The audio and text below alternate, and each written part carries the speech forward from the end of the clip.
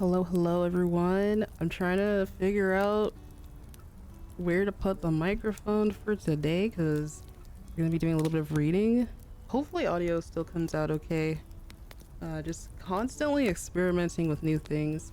But I hope that y'all's weekend and Halloween went okay. And if not, it's alright. There's always next year. I say it to myself every time. How are we? How are we doing? Thank you for the 22 month Kolality and the 15 months Narsen. I really appreciate it. Oh, let me read these lovely messages from Kolality. Can't believe it's nearly been 2 years. Can't say it enough. I'm glad this community exists. With the change of seasons, I've been feeling more and more drained, but always happy this community is here. I shake your hand. Seasonal depression is already like hitting real bad. And then daylight saving time is here too. But I'm glad that every single one of you is here. Thank you so much for the kind words. From Narsen, can't believe Splatoween and spooky season in general has already concluded, but it will always be in our hearts. Hope everyone has a good October and here's towards a hopefully good rest of the year. Yeah, let's make this well, we're not one half through this month, so I was gonna say the next month and a half let's do our best. Yeah, let's keep going strong, hopefully. There's always next year. 7 Halloweens later, man, I sure hope that Marina cosplay is finished 7 years later. That's wild. It'll be done. There's one thing I gotta finish it before the end of the year. My goal is to finish it in August, but shit really hit the fan. I'm not gonna lie. There's still hope though. But once again, thank you everyone for dropping by. Hello Maple, Ruby, Radio Demon, C Senpai, hello. Hi Ryder, oh my god, how are you? Let's talk about tonight. Hopefully I set this up right. It's always like a 50-50 chance that where am I? I'm gone. I'm here somewhere. Okay. Hello. We're just gonna chill. It's gonna be a chill stream. Chill and slightly spooky. Because I did ask a few days ago over on Twitter. I should have asked on Blue Sky as well. But I'll probably saw a tweet that said, hey, what SCP readings would y'all be interested in? Or which ones would you recommend, perchance? Something like that. And I got recommended the one about the IKEA store. I thought that was really hilarious. I never read it in full. So that should be interesting. My Halloween sucked. Oh, stomach pain. And hopefully you're feeling better now at least. 80 degrees? Is that Celsius or Fahrenheit? I mean, if it's Fahrenheit, then yeah. I saw this post that went like, do y'all remember when they used to tell us to wear jackets over our Halloween costumes because it would get cold at night? It was either that or it would rain. I did not see a lot of trick-or-treaters in my neighborhood, and it's probably just by virtue of the area, but man, times have changed for real. Is that a Home Alone reference for Agent 4? Probably. Perchance, maybe they would.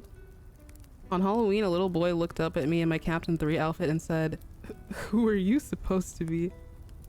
It's okay, Splatoon is not that mainstream yet. I feel like we're experiencing that a little bit with Splatoon 3, which is why we have so much ship discourse on the Bird app. But I feel like by we're approaching year 10 literally in 2025. My door just closed by itself. Oh, this is a spooky stream indeed. It's probably the air conditioning. But probably by year 10 or year 15, Splatoon is like super mainstream. People will like recognize the characters a little bit more. I mean, Link still gets called Zelda sometimes. And well, it's been around 30+ years. We'll see, I guess. Also, Kale, welcome on in. How are you? You love the IKEA store SCP entry? Oh, awesome. That's gonna be an experience then. 80 degrees at the end of October, and our next Halloween is gonna be when we're all reincarnated as Inkfish. Splatoween will be genuinely real. Yeah, the climate crisis is a scary story slash Black Mirror episode in itself. I know there's been a lot of doomerism online regarding that, but I don't really try to filter it out. I just try to think about what it'll genuinely take to I guess to implement precautions, because we can't, there's just only so much of it we can reverse at this point, you know? Yeah. I don't know what it's gonna be like next year. But at least we have each other. We can all hold hands. 80 Fahrenheit, 87 specifically. Oh my god. It's been raining like crazy over here, so honestly, I would say it's been in the like high 70s. The kid was in a minion costume. Oh my god. See, minions are like probably universally recognizable. But just like by virtue of being like a mascot character. Agent 4 would be a fitting protagonist for a Splatoon version of Home Alone. I could see it, yeah. We were there before it was cool. Yeah, we get to call everyone slimy little hipsters. Octavia was kind of onto something. What if Zelda was a girl? God, I remember the dark times. Of course, like, we don't really count the CDI games, though I think if I can get my hands on those, I think I would stream them someday. Just to say that I played them. But back before we even had Hyrule Warriors or anything like that, when people were modding, and it was really like, I feel like it was kind of baffling though that it took so long for it to happen officially. But there would be so much art. I hoped and prayed someday. Playable Zelda someday. I still need to buy that. It's wild. I bought Sonic X Shadow Generations recently. I need to get Echoes of Wisdom next. But my plan is to play Spirit Tracks before then, so I think I'll have enough time. I have no hands to hold. It's a virtual handhold if y'all are comfortable with that. Climate is a mess right now. For the first time in 130 years. Oh yeah, Mount Fuji didn't have any snow. And also similarly, I think that there was a, which desert was it that flooded, which hasn't happened in a long time? I feel like the planet was already going to go through these kind of changes on its own. It just would have taken longer. That's really interesting though, to look through the research. A little bit scary, but you know. Excuse me, princess. Oh god. Imagine. Echoes of Wisdom made Zelda a girl after all these years. Congratulations on your transition. I'm sorry. 100 out of 10, really? I remember watching, this is showing my age, bro, but like, I remember when people made YouTube poops out of the CDI cutscenes. I can't wait to bomb some Dodongos. Oh god. Marina would make her own version of it. CDI Pearly. Oh my gosh, she would be so cute though. Toxic Mist, angle shooters, auto bombs. You want it? It's yours, my friend. As long as you have enough Sheldon license. That's perfect. I would say the line where I swear Link literally goes up to Zelda and he's like, how about a kiss for luck? And Zelda's like, you got to be kidding, or something like that. Lamp oil. Oh my god. There is no time. Your Splatana is enough. The legendary Morshoot, yeah. Oh my god.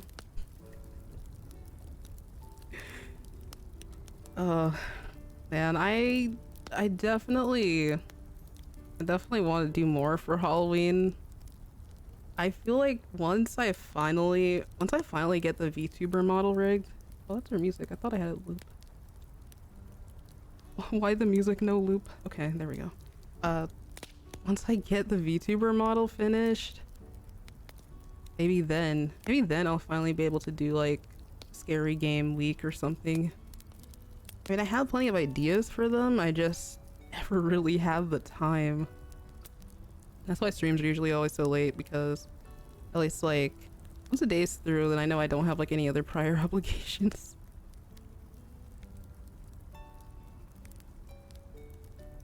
A bad rotation? Oh no.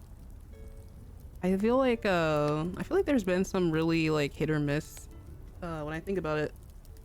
I've been like in a salmon run mindset recently, so I've been paying attention to those a lot more.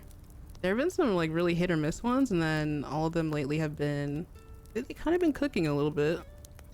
And then extra work is next week. It should be interesting.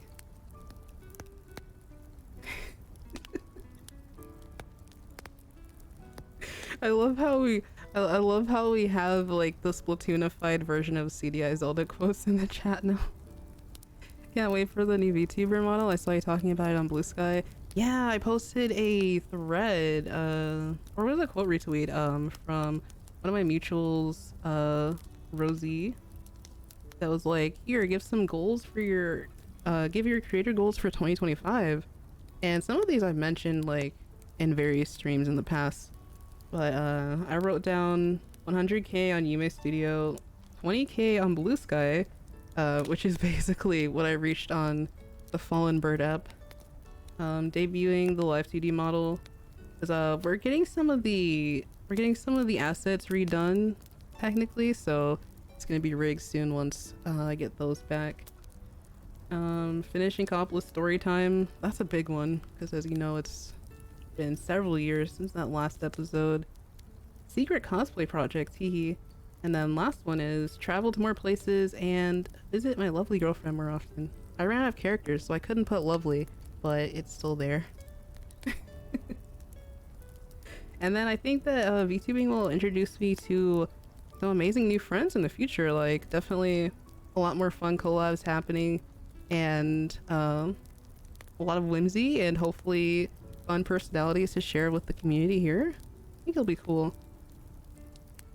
Another thing I could fit on there is probably a new PC though, because this one is definitely served its time.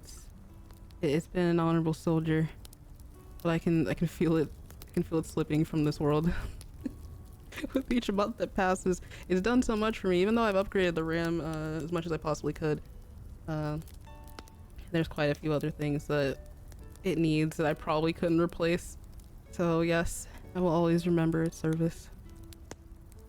Can't wait to see what you have in store in the future. Thank you. I bite off way more than I can chew, but I definitely want to give back to y'all and follow through on a lot of these things you've been waiting so patiently for, you know? A lot of upcoming Yume fun soon. Yeah! I'm thinking of doing something big during the next Frosty Fest. I know I want to do a charity stream in December. It definitely has been a while since the last one. I need to figure out like what organization we could contribute to. But yeah, I'm thinking of something big that first month of 2025. We shall see. How long until Yume debuts at Hololive? Oh my god.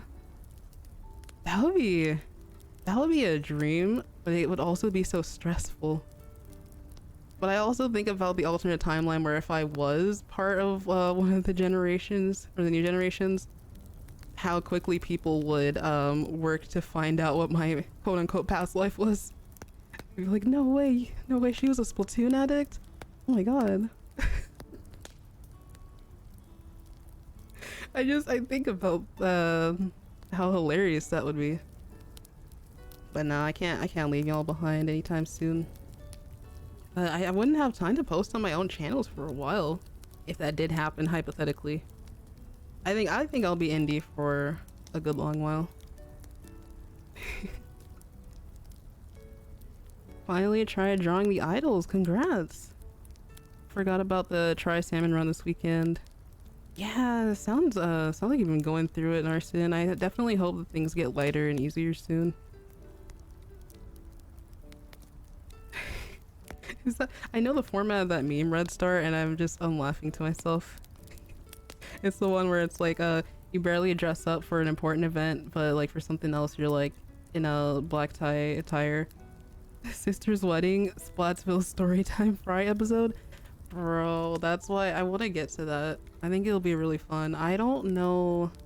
I've been debating though, because I want to do a test before technically Maria's episode is next. I want to do a test where we did like for the Marie journaling with Marie. I want to do a Callie version with Kira. So we've worked out like how much the script would cost for them to voice it, and then we'll see going ahead for a couple story time what that would be like. It might be me, I'm not sure yet, because it'll also be a massive undertaking for them to, you know, read that long of a script, so we'll see. But I definitely want to help support them in that way. I wonder if Moon would be open to doing a Fry episode, because I know that Moon also records audios for her Patreon, so we shall see. I'm not sure yet. I haven't thought that far ahead, but I have started like scripting ideas. Undertale parallels? I need to finish Undertale. Wowie zowie! Your voice would give you away in Hololive? Man, is it really that recognizable? Now that I think about it, I'm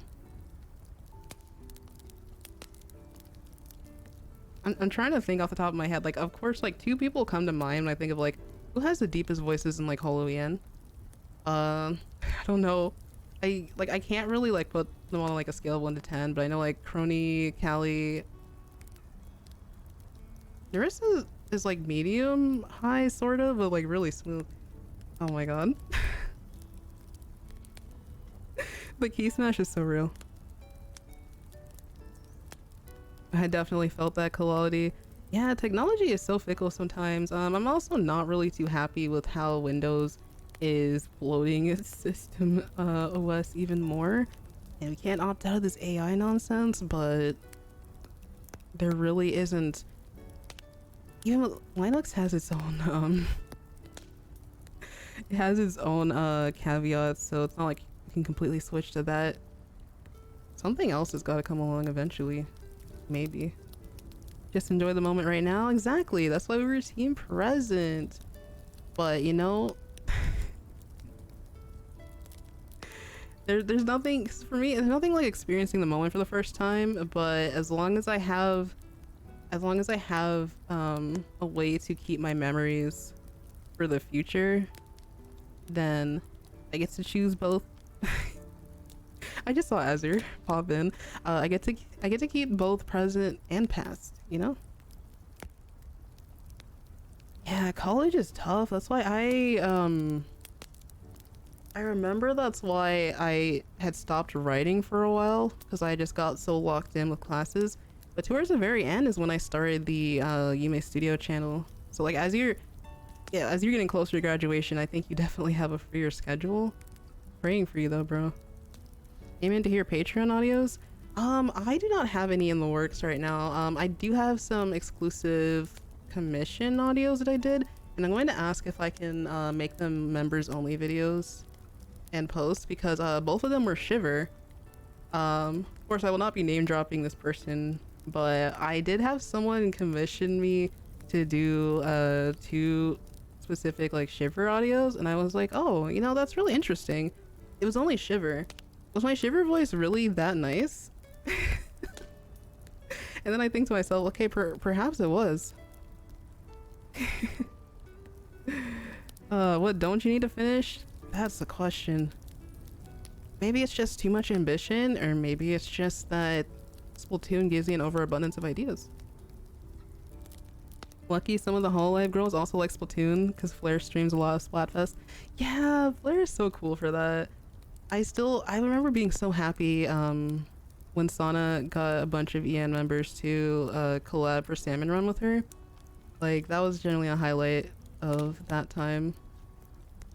Yeah, I need to watch more JP, because I only really watch, like, I tune into Okayu's ASMR, and I watch, I think I watch a bit of HoloX, but like I'm kind of out of the loop. Can we get more storytime episodes from characters that have already gotten an episode? Maybe set up two characters together? Totally not trying to subtly request anything. I see the green heart. Oh, is that perchance an Agent 24 reference? Perchance. I love all the comics that I've gotten to dub for those two. Oh god. There's so much stuff I want to redo. Like, I was looking at some of my older Gomi comics too, and I thought, oh, if I had the time right now, I would redo the Splatoween one. Well, technically it wasn't Splatoween, because Splatoween didn't exist yet. I would probably redo the Ghost Blasters one. It was a Ghostbusters parody where Off the Hook and the Squid Sisters were going into Salmon Run. So that's like peak Splatoon 2 era. The art still slaps, but apparently I never did the first part of the comic where Callie is asking Marie if she can keep a ghost version of Judd. And then there's like the other part. But I thought, oh man, I should redo it because I've learned a lot more since then and my mic quality isn't trash. It's not trash anymore because, bro, back then everyone was still figuring stuff out, especially like on the hobby voice actor side. I feel like everyone was learning how to be their own sound slash audio engineer. That was a time. Also, is that Soda? Welcome on in on a school night. Isn't it? It's technically about to be one, but different time zones. I feel the AI push does suck. Yeah. Audios of who? I'm gonna post. I'm gonna post in the VIP Discord. So I think it's definitely been a while since I shared anything. The last thing I shared there was like, aside from the music downloads, was probably, oh my god, it was like a Perlina Christmas thing. That's what I kind of miss about the voice requests though. People were so, they were so amazing. Like, they really truly locked in when it came to like the holiday themes for those specifically. Because I remember a script, I think it was by Super Dementio. Y'all have probably seen him in chat here before. But he wrote this really fun scenario about Agent 8 coming home for the holidays, and Pearl and Marina were planning this like giant party. And there's like, it's so cute. There's like some fluffy Agent 24 moments. I forget which stream this was. Was it like, let me look. Stay fresh. Yay. Let me look. Now I need to know which one it is, because if I mention that, you'll probably want to look it up. So let's see. Let me find my channel. I feel so blessed that like I can search my channel name and it's the only thing that comes up. Like years ago that probably would not have been the case. But honestly, wow, what a blessing. Let's see. It was probably,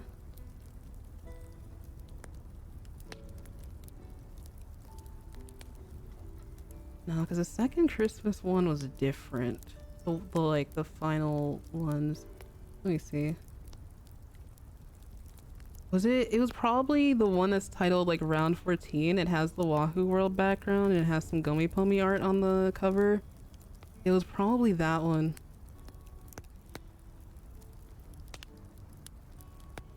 Every time you say perchance, I'm reminded of that Mario essay image. Yeah, that's exactly what I'm referencing. Someone called me a fry simp yesterday and I thought I am not on Soda's level. I've insulted you, assume something as preposterous as that? What, Agent 24 allegations?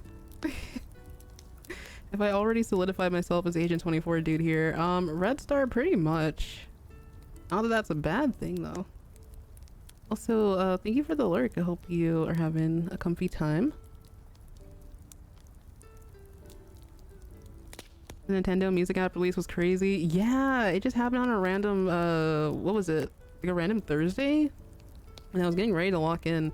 It's so funny that it dropped. Like, I was literally about to put on, like, I think I was gonna put on Smeared Canvas, extended version from Grand Festival, and then they dropped that. And I was like, oh, let me check this out. At first, someone had posted like a blurred thumbnail. I thought it was like a joke thing, you know, like how sometimes Pufu like posts concepts of stuff. But no, it was real. And you had to look through all of Nintendo's apps on the App Store at the time because they didn't promote it yet. They hadn't even put the like splash page up yet. But I think it's pretty well implemented, and it does make the online feel a little bit more like, it feels like you are paying for more content in a way. And I also like the extended play feature because I know people want to loop some of these songs, specifically like Animal Crossing stuff. But the fact that like Splatoon 2 music didn't release at the same time is kind of unfortunate. So people were joking that we'll get that weekly dopamine hit whenever they announce a new game is added to the app, guys. It's genius. Honestly, it's great marketing. But then there was also the talk about how the composers are not properly credited like they would be on the CD booklets. It's definitely a choice, but people were talking about the work ethics of Japanese companies and why it's not always that way. If I remember correctly, Sega's sound team doesn't do that on Spotify either. It was Wednesday? I thought it was a Thursday. Wait, no, it wasn't. Was Halloween a Thursday? Or was it a Friday? Oh yeah, it was a Wednesday. Oh man, I'm genuinely tweaking. Like, time is going by so fast. Oh, movie night? That's always a good time. Yeah, my sister and I watched the Ring 1 and 2 recently. Because I've actually never sat down to watch those. And like I know about the urban legend and everything like that, but the story kind of caught me off guard. Like, I was not expecting the lore in that sense to play out the way it did, if y'all have ever seen those. Genuinely a chilling cinematography though. Sega sound team does with the newer soundtracks. Oh, so they credit the, yeah, because I mean I always knew that Persona was like a, wait a minute, Shoji Meguro, I think, probably from like Persona 3 onwards. We need more off the hook music. Yeah, I'm surprised that wasn't there yet. Like, I expected, no, not Splatoon 3, because you know, in terms of how the DLC came out, but it's fine, they'll get to it. They're definitely not going to put anything from Order Tune up for quite a while, but everything else is fair game, I think.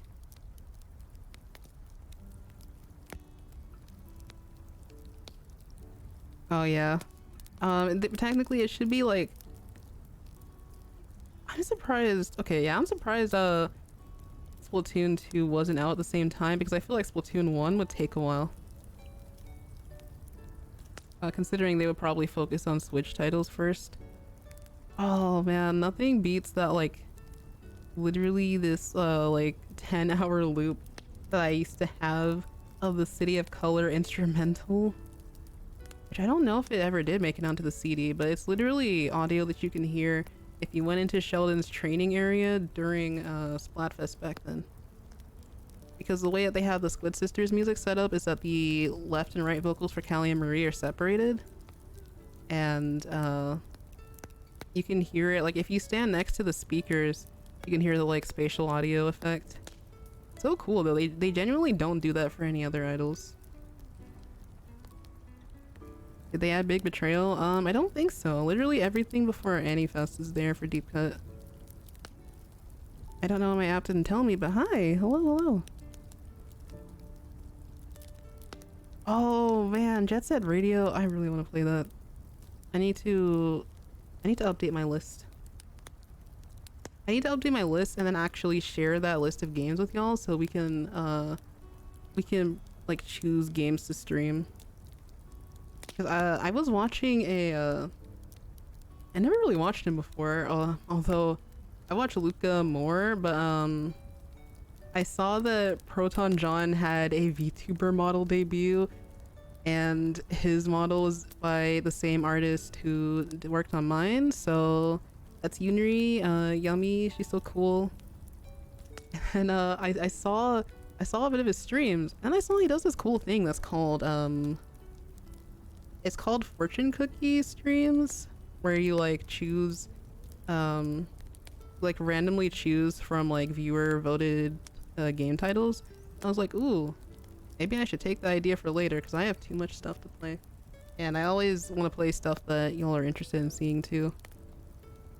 Tai goes out and Yume's attraction does not? Hello? Wait, what is this about? Oh my god.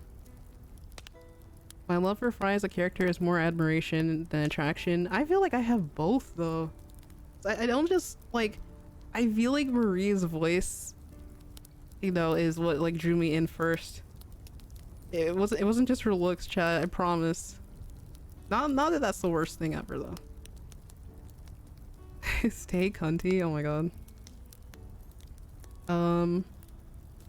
Yeah, I also Rainbow Banana, I think yeah, we were just talking about the Nintendo Music app.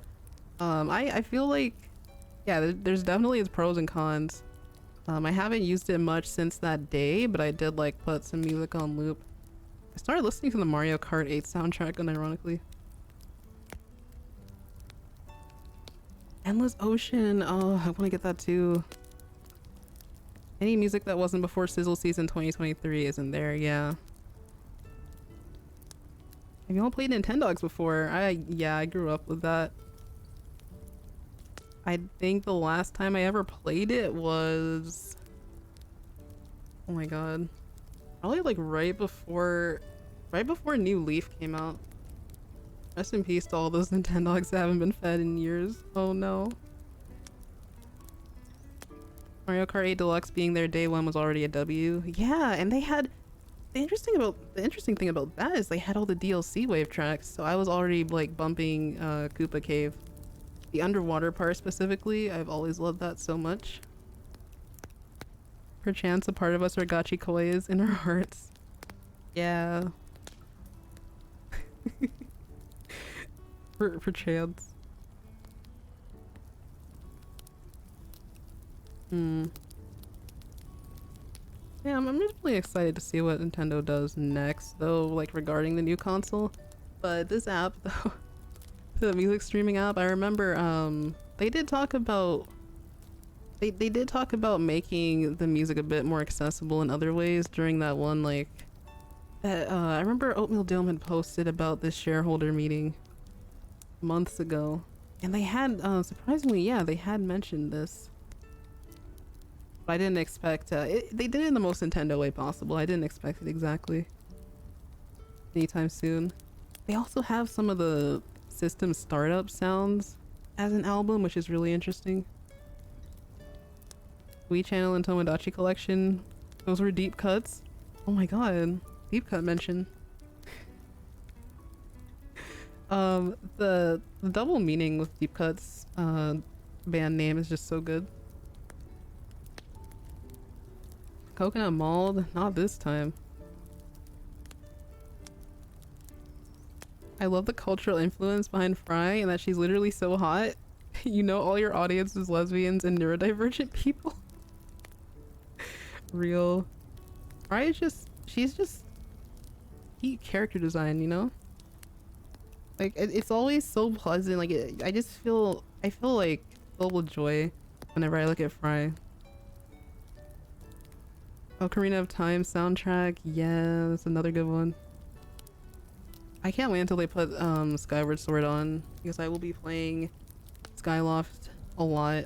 That used to be like my usually I would like put a lot of Skyward Sword music on in the background when I'm doing chores, because it just like, I don't know, it's so calming, something about it.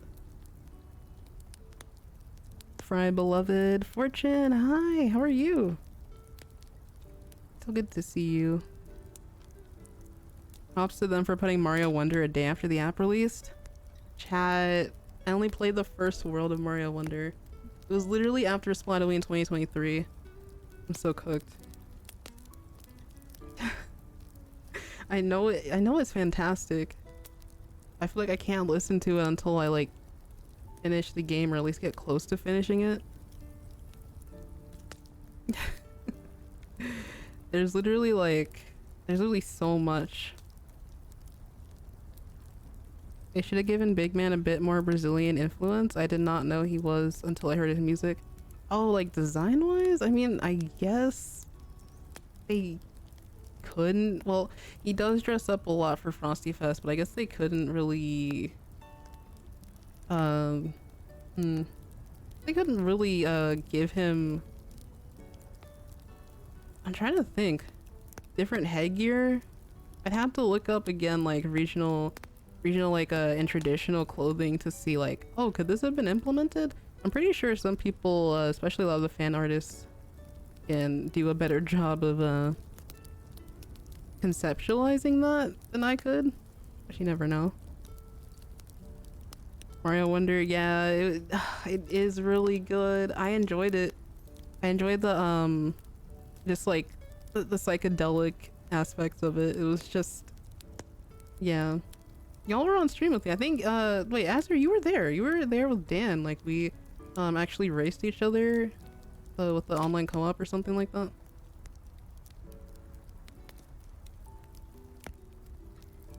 Doing okay. Glad I could catch the stream. Glad to hear, Fortune. Thank you. Thank you again.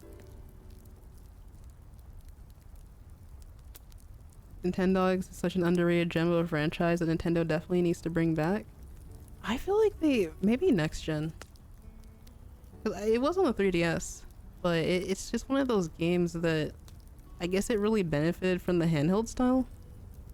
Although the Switch, you know, I forget most of the times that the Switch is also handheld because I leave it docked a lot. And again, it's not really too heavy on the touchscreen aspect, like outside of Plaza Post and certain games and using the keyboard. You're gonna check on your puppers? I feel like I'll probably start crying. Like I'll feel a pain in my chest if I pull out my old DS and like start playing it. I don't know. It really reminds me of my childhood. I don't think I can. I don't think I could do that. I mean, I pretty much have all of my old DS or DS models, but no, I'm like actually choking up thinking about it. Oh, I can't do it. Well, and then I was probably either gonna I don't know if you can still use Desmume for games. I wanted to go back and play Wild World 2 at some point. That wasn't my first Animal Crossing, but that's the one I probably had the most hours in as a wee bit gamer.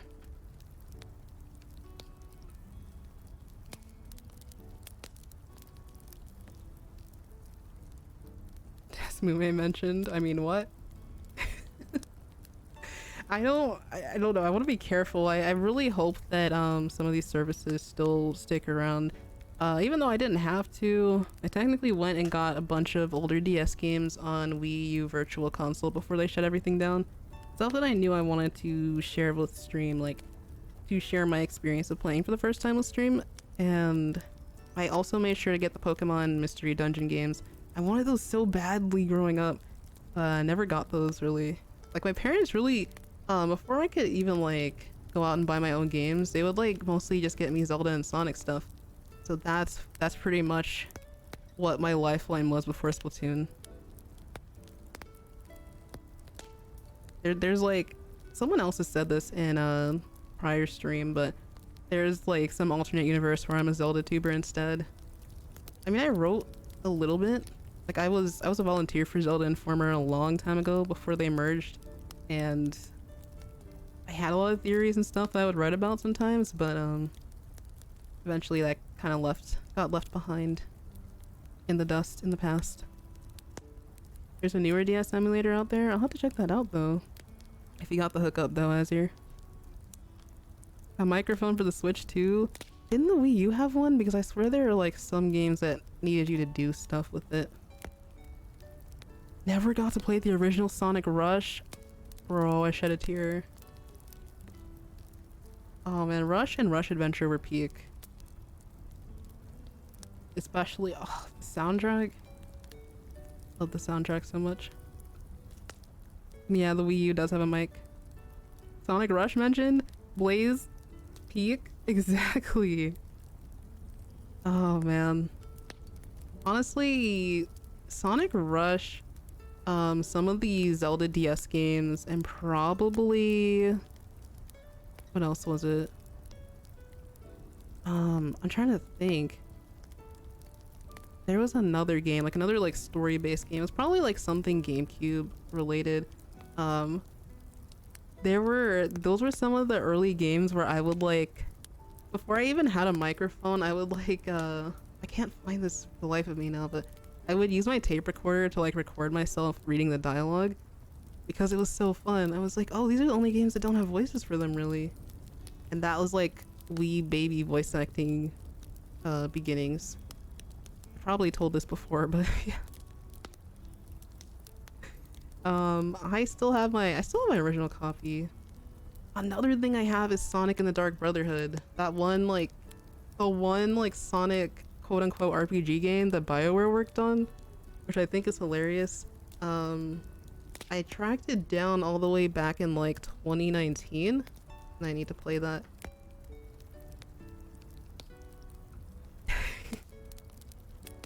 That one's a fun one. Yeah, I thought it was such an interesting genre for Sonic.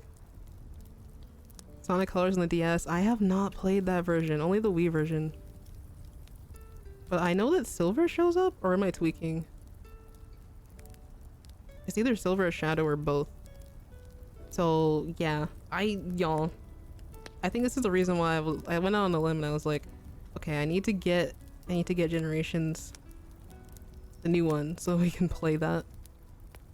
Did you play it yet? No, I haven't, but I have picked it up. It's funny, I had a dream that I had bought it literally right before I was about to, so I knew it was meant to be. Beat Sonic Chronicles twice in a row? It's that good, huh?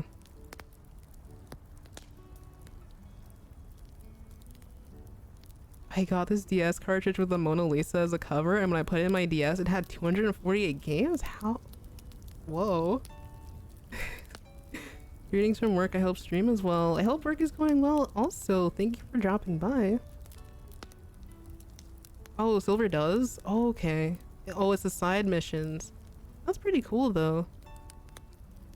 I genuinely hope that outside of like the Olympic Games, Silver gets like, I don't know, like can we revisit his story somehow? I feel like he showed up in Sonic 06, but the gameplay was what kind of like, I want to say like turn people off of like his story, but such a peak character design only to never like be playable again in that sense. I love his boots, like so cunty actually.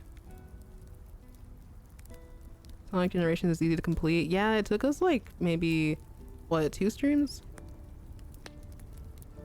And that was like the PC version because I could not figure out a way to get my PS3 set up. If I speak about Sylvains, I think they're really cute.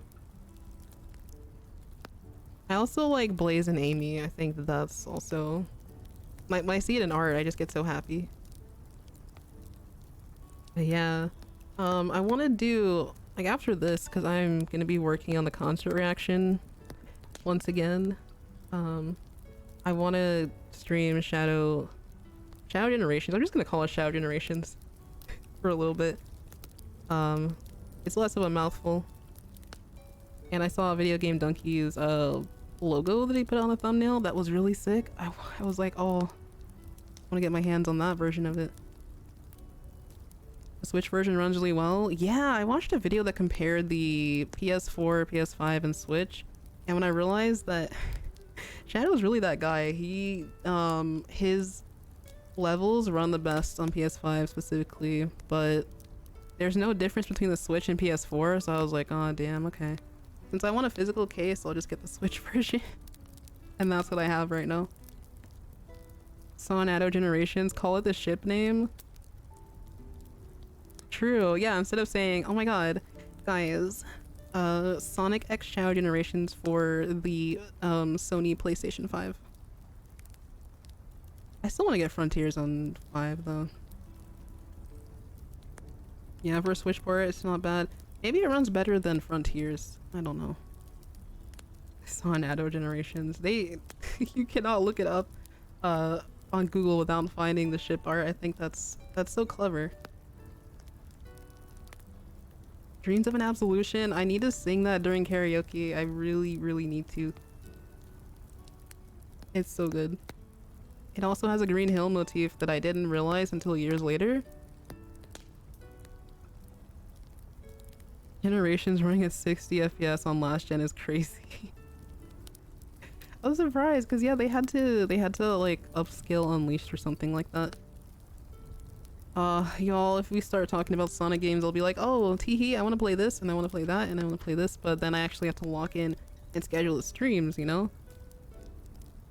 So, I'm thinking next week, Sonic Generations. Like, we start out watching the animation, and then we, like, get straight into it. Continuity. I love continuity.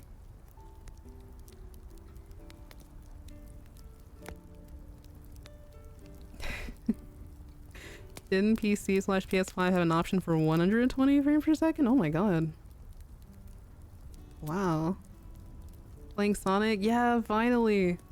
Finally. Maybe then I can transition back into Frontiers, because there's some songs. I basically went and listened to the soundtrack after Sonic Symphony, but I need to experience it within the game. I will forever love that like the orchestral rendition of Flowing. I wish it was longer. Those violins sound so amazing. I love string instruments.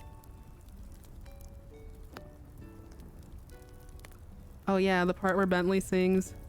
What was it? Oh yeah, the part where it's like, I might know of a future. That one, yeah. But you still control the past. Yeah. Sonic Symphony was peak. Absolute, like, I thought, you know, my favorite, like, one of my favorite, like, video game concerts was Symphony of the Goddesses. Sonic Symphony, I want to go as many times as I did for, Zelda. Like, I need to. They're doing more shows, so that's gonna be great. Going from Shadow Generations open world and then back to Frontiers will be like Hydrogen Bomb versus Coughing Baby. Wow, that's... what a comparison. Symphony again in 2 months? Enjoy it. Yeah, I'm interested in Sonic Movie 3, of course, because Shadow, you know, my boy. But the plot is like, my reaction to it is literally, for most of it, it's like I close my eyes. I've talked about this before. We talked about it like several streams ago. It's the writing, it's the writing choices of Sonic being adopted by a cop that has him in this situation, but I'm very excited to see what Shadow does. And the fights. It's gonna be amazing. But yeah, the Sonic like aligned in like game canon. He would never side with gun. He'd never do it, bro. I'll stand on this forever, but it's fine. I'll still watch it. I love being into Sonic and Splatoon. Exactly. My favorite game soundtracks, really. Azir, that's crazy. I still cannot believe there are clips where people cheered when Maria got shot. Like, that poor child. What do you mean? I love how... okay, can we talk about randomly, like, the start of Shadow Generations animation, where they have the POV of him running with Maria, and it's like so traumatic because you're like, oh no, this is how Shadow the Hedgehog 2005 opens, and he literally has to face his trauma, but thankfully you don't see it, so it's like, oh, okay. They would screw with us like that though. But yeah, I definitely want to watch. I rewatched it like a couple of times, especially when they dropped the like full 14-minute thing. First time I watched it with my sister, we like screamed when Rouge showed up, because she's a hottie for real. And the fight scenes were so good. The plot is what I'm worried about, to be honest. Yeah, for movie 3. He wouldn't do that? Exactly, you get me. Yeah, Sonic is pretty much like, I wouldn't go so far as to say that like he's an anti-hero or anything like that, but he has his own, like, it's in his theme song, you know, like he He lives by his own rules, and usually, like, you know, he's gonna help out people in need, but I think he'd be very like ACAB, I'm not gonna lie. So it is what it is. It is what it is at the end of the day. Like, movie universe is separate, so it's okay. Why have people collab seeing that happen to Maria? I don't know, man. I actually do not understand the psychology behind it, because like you know, it would make sense if people were like they're like, oh wow, I didn't know they were gonna show that. But once they had revealed who Maria's actor was, I think people were like quote retaining, they're like, oh man, yeah, she's gonna get you know. Like, that's such a weird thing to say, dude. Hey Yakiri, welcome on in. You're not late at all. I'm yapping about Sonic right now. Hope you're doing well. You need to do a Closet Shadow cosplay for the Sonic 3 film. Oh my god, please bless us, Fortune. I cannot wait to see how that turns out. My idea was like, because of 14 Crush, one of my ideas was like Agent 3 and a Shadow Kigurumi. Oh, that would be hilarious. I can't wait to see what you do. In Black Knight, Sonic said he doesn't mind being the bad guy. I haven't played that in forever. Like, I was probably like in my teens when that came out, so it's been a long time. I got Black Knight, but I did not get secret rings for some reason.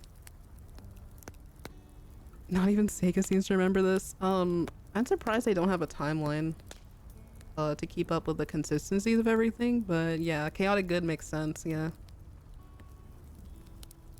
There's a quote from Silver from one of the comics that talks about Sonic saying, I can't tell if he's the coolest guy ever or the most annoying guy.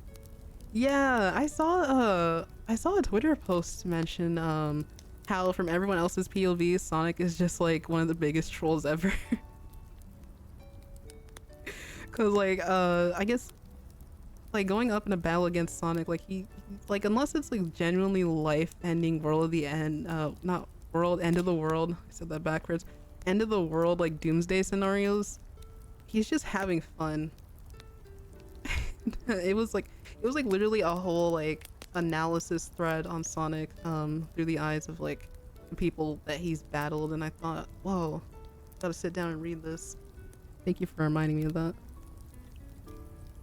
Her role wasn't even revealed when Maria got casted. The actor. That's no way.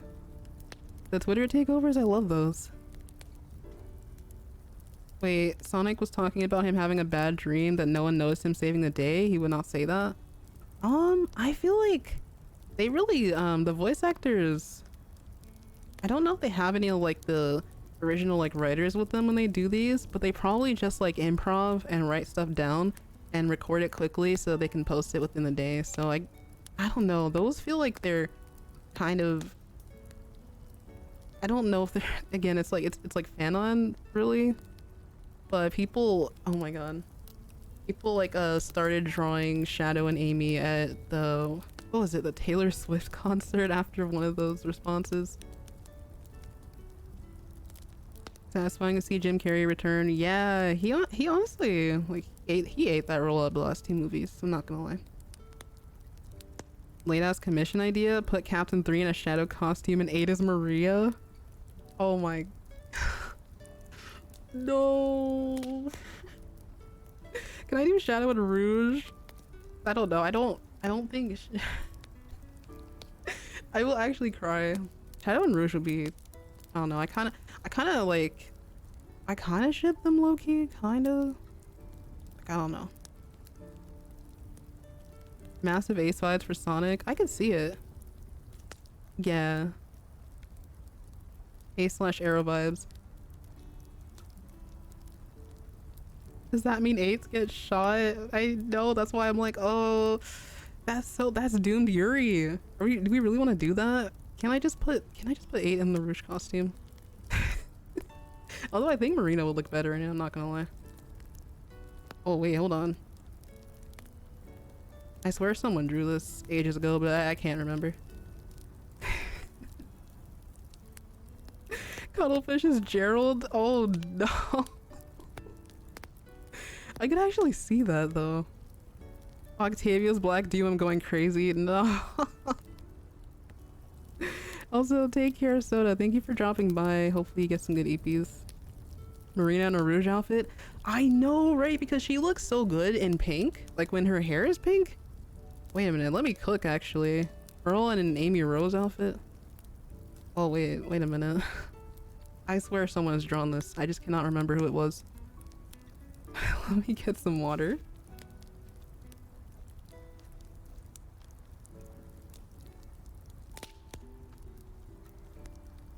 Kate does not get shot. She dies by failing a test. Hello? Doomed Yuri, keep that away from me. I know, that would be so tragic, bro. I would actually cry. Because of course, like, Shadow and Maria's relationship is platonic, but when I watched the animation, I was thinking like, man, she was the single most like influential person in his life. Like years later, like he tries to honor her in every possible way he can. And when I saw the general or whatever his name was, through the flashback and at the end, I was like, man, there's a line that the dude says where he's talking about he mentions Maria, but I can't remember exactly what he says, and it just made me think, man, if Maria had survived, she would have been his age right now. That's so fucked, man. Like, I don't know, it really hit me. And then Shadow gets a flashback, and I'm like, oh, stop. Emotional damage. Hold on. Yeah, I gotta rewatch it again. They're confirmed meant to be sibling coded. Exactly. That's what it was always giving with Shadow and Maria. Shadow hyperventilating. Bro, I just wanted to give him a hug. Poor guy. General Abe, oh, is his name? Yeah. It's funny though, because I saw a lot of quote retweets saying, man, I ain't never respected that guy until this animation. I honestly did not think of him much in the Shadow the Hedgehog game originally. So I'm like, whoa, yeah, you know, he kind of chewed a little bit when he showed up at the end. He kind of ate. Take care, Soupski. Have a great rest of your night.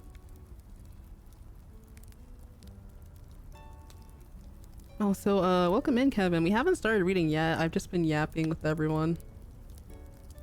To be fair, what did he have to offer? I know, I'm saying, like, I cannot remember anything that he did in the game except be annoying at that point. It's like, I hate that hedgehog. I hate him. I'm like, damn, bro, what happened? He was just jealous that Maria got all of Shadow's attention. Whatever, dude. He kind of ate in this. Yeah. Doom Yuri, we gotta do it. The pun makes sense. Oh, like, what was it? There's a level in Shadow the Hedgehog called the Doom, isn't it? Because that's one of, oh my god. That is one of the tracks in Shadow the Hedgehog that I would listen to on repeat forever. And hold on, I will, I literally have it in a playlist multiple times so I can play it over and over again. I have to play like a snippet for y'all. You probably can find, oh my god, the video is from 11 years ago, so you can probably find my YouTube comment on here. You probably can find it on here. Okay, it's probably gonna be loud, but I just have to, I have to play this. I have to play this for chat. This one is literally, it's this one.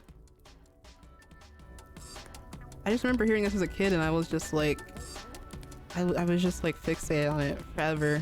And it actually has not changed much. Oh man, I found my comment that's 6 years ago. That's crazy. The comment says, still listening in 2018. I can't forget this game. It's a part of my childhood despite the questionable story. Convoluted might have been a better word than questionable, but it's whatever. This one, yeah. You love it too? Let's go. Thank you for the hydrate. Let me do that. We don't talk about the interior arc levels. Man, the one where you had to like guide Maria around was so painful. Took me forever. I actually had an easier time getting through this game than I did with like original SA2 because I could not figure out how to get Sonic off this one level, so I didn't defeat the Biolizard until like years later. You don't know this one, but it's nice. Yeah, doesn't it change the vibe of stream like entirely though? But I think it's just a combination of like the, I don't know, the synths or whatever.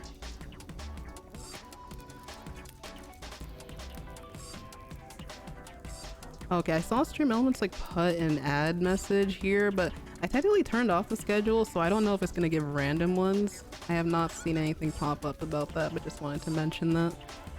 Convoluted indeed, yeah. These drums are amazing. What's the name of the track again?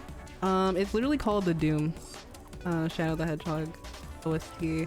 Let me go ahead and drop the link. It's so... it's just peak, man. Most Splatoon fans are bound to also be Sonic fans. And most Puyo Puyo fans are Splatoon fans, trust me on this one. No, there's no such thing as coincidences.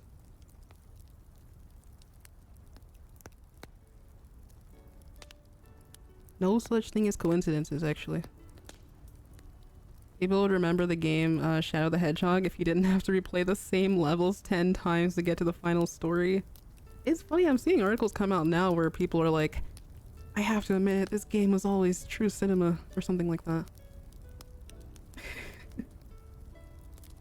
I remember being a lot younger and thinking, oh, if I do this route, will I actually get to see the cutscenes from the opening? Not realizing that those cutscenes were just specifically made for the opening.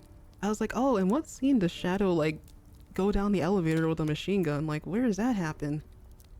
Where does he just go ape shit? Like, where does that happen?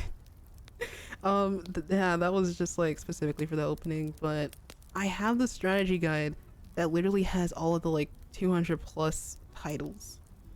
And some of them go pretty hard, but it's just, yeah, it's just so silly.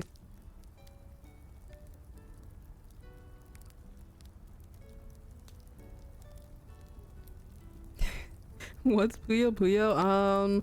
I feel like it's not that niche, right? Yeah, but it is like a, oh my god, what do you call the genre? Because I've played it before, but it's like a puzzle slash platformer, right? Or is it not a platformer? It's just the, it's like Tetris. You know, like the colorful blocks. It is niche in the West. Damn.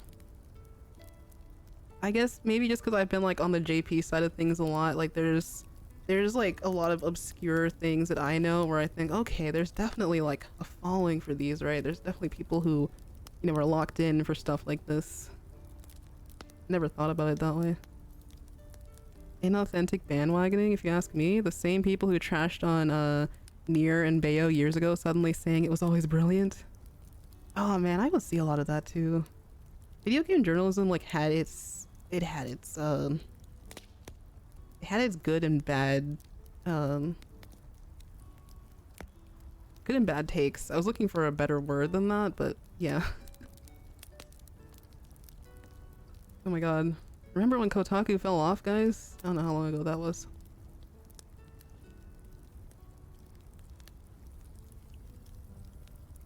Puyo Puyo's a platformer? I don't know. I don't know if there's like an, I don't think it is. I'm just trying to remember what the, wait, I have Google in front of me.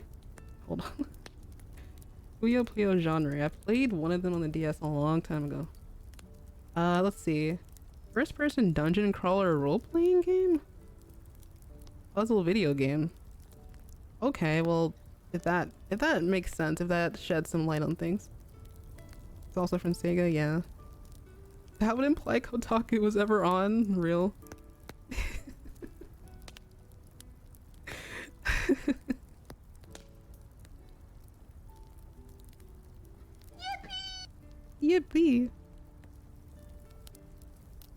I'm a big Sonic and Splatoon fan. What's up, Creative Name 94? The implication of Shadow killing Sonic with a gun will always not stop being funny to me in the best way. Oh yeah, the ending of the opening.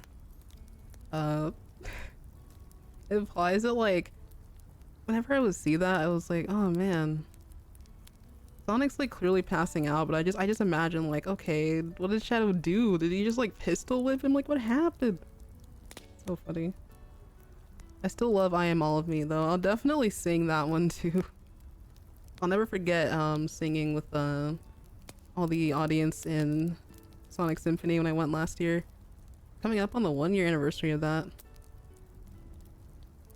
Wait, that's Mado Monogatari you found? Oh. All I typed in, I deadass just typed Puyo Puyo genre. So it's probably the same thing where like, you know, there's multiple like rune factories and Story of Seasons and Harvest Moon and all that. Maybe that's like the original one. Okay. Created a spin-off franchise to that. Okay, so it's just puzzle. But not rhythm game. I want a Splatoon rhythm game. Shadow didn't do anything, so I just had a bad tummy ache. That's funny. People thought that everything Sega did was the worst thing ever in the 2010s. Oh man. I remember that era. Yeah, Murder Sonic the Hedgehog is great. I have the VOD coming out like in a few days, I hope. I scheduled a bunch of them recently. Also, thank you for hanging out, Ryder. I thought you had went EP already actually, but have yourself a good one. I'll talk to you soon. Splatoon rhythm game is a big dream, yeah. I just need the idols and cute outfits. I need it.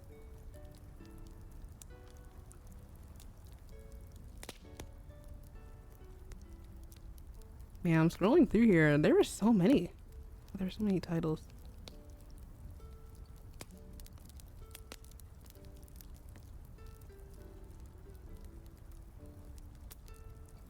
But yeah, I have a list of games that I started on stream, and I have a list of games that I want to play, and I feel like I need to consolidate those, make it a bit more presentable than the mess that it is right now, and share that with everyone, and we can choose stuff from it.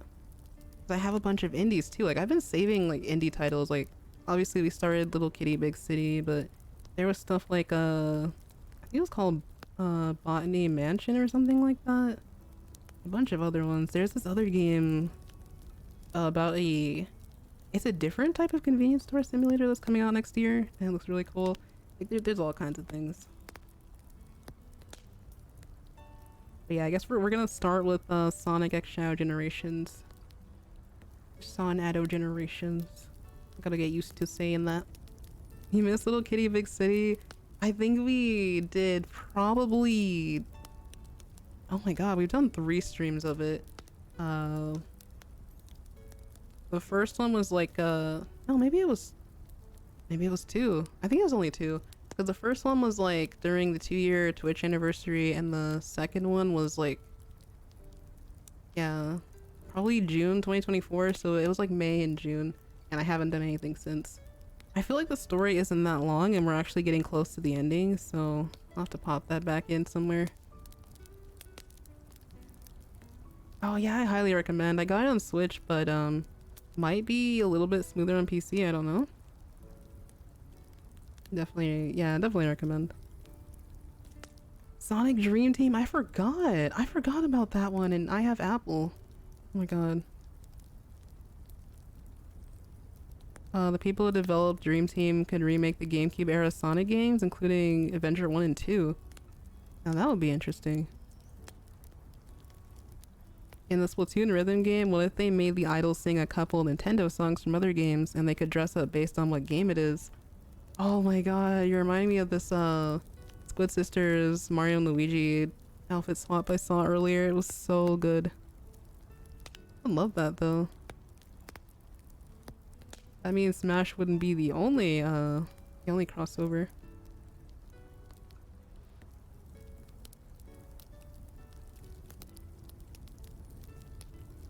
But yeah, I'm genuinely so interested in what they do next year. Hopefully there is a 10th anniversary Splatfest. There's no way they don't do that. I'm holding out everything, all the hopium I can. Wouldn't have to worry about lyrics or anything. Yeah, they could Splatoonify it. Squid Sisters cover of Jump Up Superstar? Your mind. Well, who would wear the Pauline dress? No, actually they both wear the Pauline dress. In pink and green? Oh god. Oh. Nah. I think Callie should wear the dress and Marie should wear a suit. Dang it, Ryder went to sleep before I said that. I'll just have to show her this clip then. Link and Fry and Shivers outfits? No. I know what that's referencing. No. I've seen someone dress up Shiver in Twilight Princess Link's outfit specifically, and then Fry was Twilight Princess Zelda because of the Zelda Fest. Absolutely genius.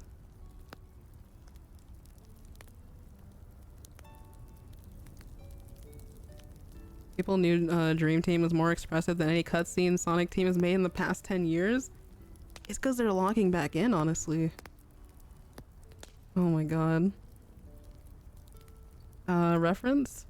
Yeah, are you referencing the, like, the Gerudo outfit? I have my, I guess my grievances with that outfit as of now, but yeah. Cause like, I was thinking about the shawl and whatnot. I feel like Link should cross-dress more though, it's funny. I love the mod that someone made where they gave him Peach's wedding dress from Odyssey. I was like, oh my god. That's perfect. Marie in a suit is something we ain't ready to talk about. Ooh, the Pauline suit. Oh, with the hat too? Wait a minute. Now I have to commission that. I did commission Marina in Pauline's dress a long time ago because I wanted to do a Super Mario Odyssey cover series thing. I was not that I had not taken singing lessons yet. I was not that well equipped to have done it, but it doesn't mean that it can't happen later on, you know.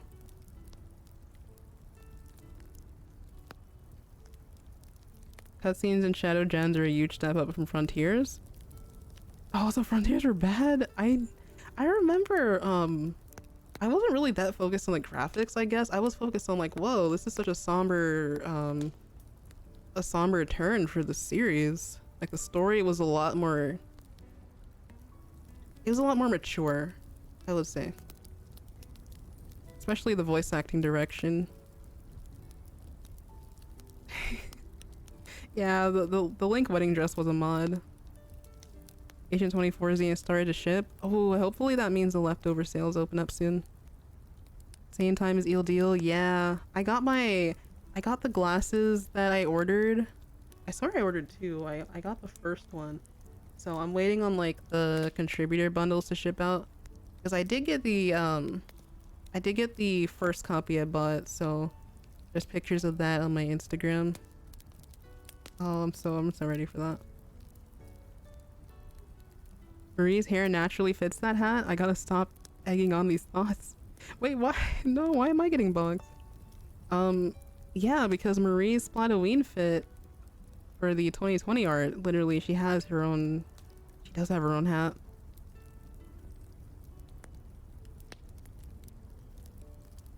Frontiers tried to be too serious compared to older games. I like when they try something new though. I mean, I have to reserve my judgment for once I actually finish it, but it did keep my attention. It's just that, I'm not gonna lie, I was struggling with those bosses. I was also having like weird internet issues at the time, so kind of made me really sad. Cause like literally the first Titan and Undefeatable started playing and then the stream died and I was just so heartbroken. I think I did fix the VOD though, so like the first two Frontiers VODs are up. But man. bonking yourself? I see. Frontier's tone was fine for the story it was trying to tell. Yeah, like from where I'm at, especially because I was at the part where like I'm at the second island, so you're just like getting to where Knuckles is at. The scenes with Amy were really cute. I like their dialogue exchange.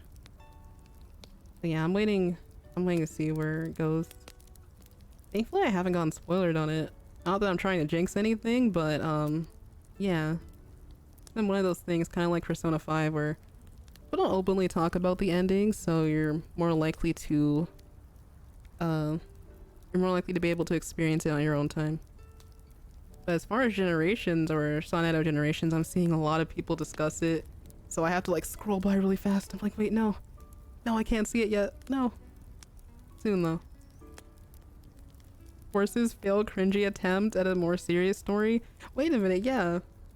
Like I know Forces is referred to as cringe, so like I find it hard to judge Frontiers too heavily when I know people absolutely ragged on Forces.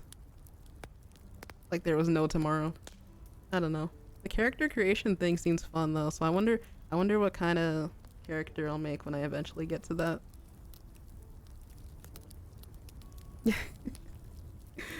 Together we can show the world what we can do. I actually I wanna hear that during the actual fight. I heard it in concert, but I feel like I didn't have the like full experience. I know the meme, but I don't know the boss fight, so someday.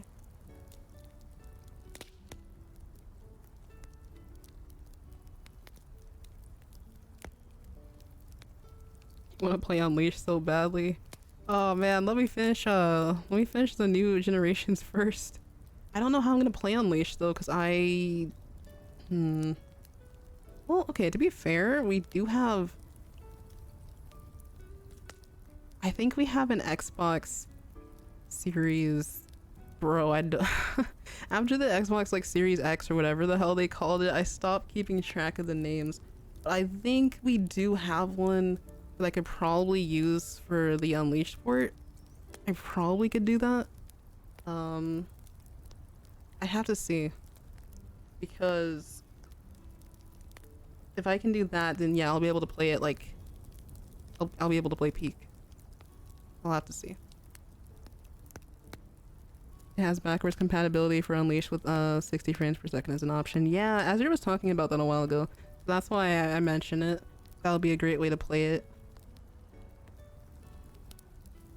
Your favorite Sonic game? I'm so glad, Fortune. It has one of my favorite soundtracks ever. The idols in Sonic or Shadow or Tails onesies. Yeah, that would have been such a great Splatfest if they ever decided on it. But I probably would have put Silver instead of Tails, per chance. You didn't get the Perlina zine itself? Aw. I think, yeah. The merch is like, is probably either credited on the Twitter page or the Tumblr instead of the actual like shop website. But I could probably, yeah, I could probably look through there again. Not the zine, but not the merch. Oh man, you have one of my like favorite zine works ever is there. So honored that I got to write for it. The difficulty of Unleashed is something we may never see again. Yeah, they've honestly like they kept the boost mechanic, but they've changed the style so much over the years. I live under a rock. Could someone explain the zine stuff? Okay, so I need to do a stream about this, maybe a space in the future. But way back when, I think sometime in April or March, we did an Eel Deal zine review. Not of the actual like physical zine, but I talked about I guess how we were working on it, what you could pre-order at the time when the pre-orders were open. And so it's really just a It's like an anthology of written works. It's a collection of artworks. It's a huge collaboration between several artists. Writers are usually not always involved, and merch creators.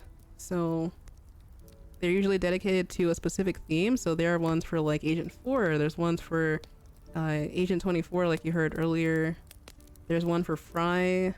There's a Squid Sisters one releasing soon. There's a couple side order ones releasing.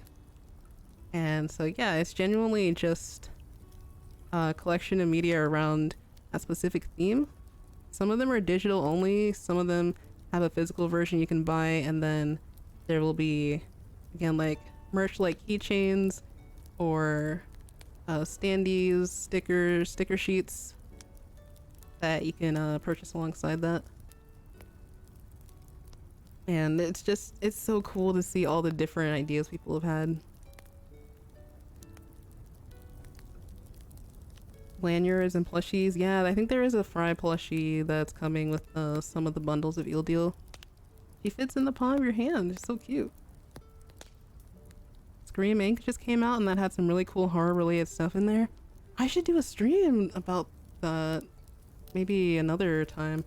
Yeah, that was another. It was a digital Splatoon horror zine. I think I can bring it up in the background. I have the SCPs pulled up over here. I think we might, let's see, we might probably be able to read one of them because I realized I've been yapping for a while. Done. I was thinking I'd read two, but it might just be one. Let me bring up my Twitter. I swear I retweeted this recently.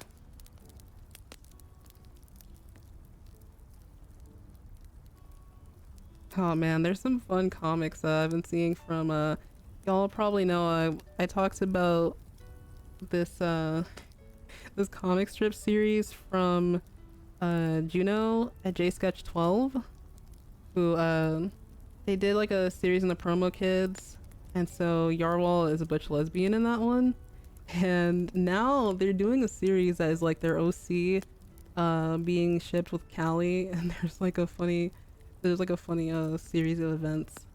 I'm just scrolling through my timeline and I'm like, oh, I remember this.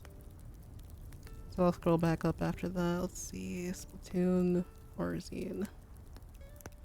Oh yeah, there it is. Yeah, y'all can see that here. I'm gonna move this over. My giant head in the way.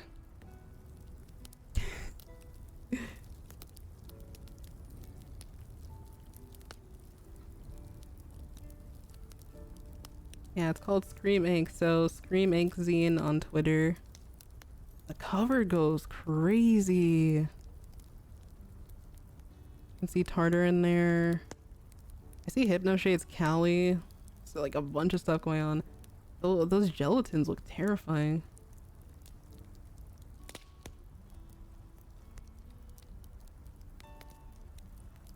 The cover's so cool. Yeah. We did the last zine related stream we did was Utopia of Yesterday Alternazine. I read my story from there. We read a couple of others as well. That could be something for the future. Oh my god. That combination of sounds. Thank you, Stream Deck. There is a new update available. That was a jump scare, bro. Wait a minute. Oh, I scrolled past it. This comic here is so funny.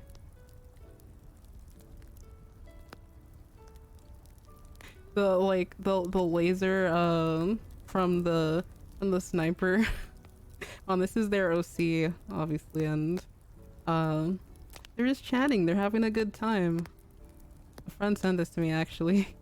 You just have Marie here like locked in. Oh my god. Hold on, let me move this back. There we go. And I'm like, oh man, I already want to ask to dub the others. There's so much food here. Or, I mean, well, it's Marie. She totally would do something like this. Their art style is so delicious. I know. I love seeing Marie in this outfit though. We don't see her in it enough. So that really is really good. Yeah. Honestly, Juno has so much passion. I love it. The cover of Scream Inc. looks really congested. Yeah, it seems like you were like deep in the depths of horror. They nailed it, you know? Marie being protective. Oh, yeah, it basically is a Yume ship or self ship. It's so funny that people actually, I had never heard the term Yume ship before or like dream ship. People were talking about like, hey, when did this become mainstream? Everyone would just say, like self ship, you know? But yeah, we gotta do a media share again real soon. I'll hop over here. As a preview, I am going to read this. I'm going to read this as Captain, and I'm thinking, my plan was originally on either Halloween night or the day after to restream this to both YouTube and Twitch, but I'm not really sure if I want to use the service because they're like doing AI stuff, as is everyone, but I'm just like, I don't know. So I'll probably be clipping the reading to put it up on YouTube as a separate thing. But this is what we'll be reading in a little bit. I just need to take a quick break. Wait, I see Silver and Blaze mentioned. Wait, what? Oh, I see.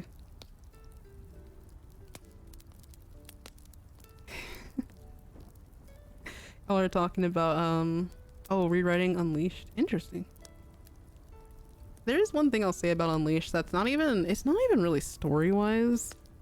It's just, it's music-wise. I feel like, the ending theme. The ending theme is, Dear My Friend. And the lyrics sound, they sound like so... How should I put this? They are really heartfelt, but they sound so dedicated. And I'm like, man, this song kind of, in my opinion, it sort of like describes Sonic and Tails' relationship more than Sonic and Chip. I guess we don't know how many months Sonic knew Chip for, but I'm like, dang, this sounds like a song you would dedicate to someone you've known like most of your life. Was it really about Chip? But I don't know. I've always thought that in the back of my mind. I never really posted that anywhere or said that to anyone, but yeah, there it is. You tear up every time you hear that song. It really, oh god, it really is so amazing. I want to sing that one also.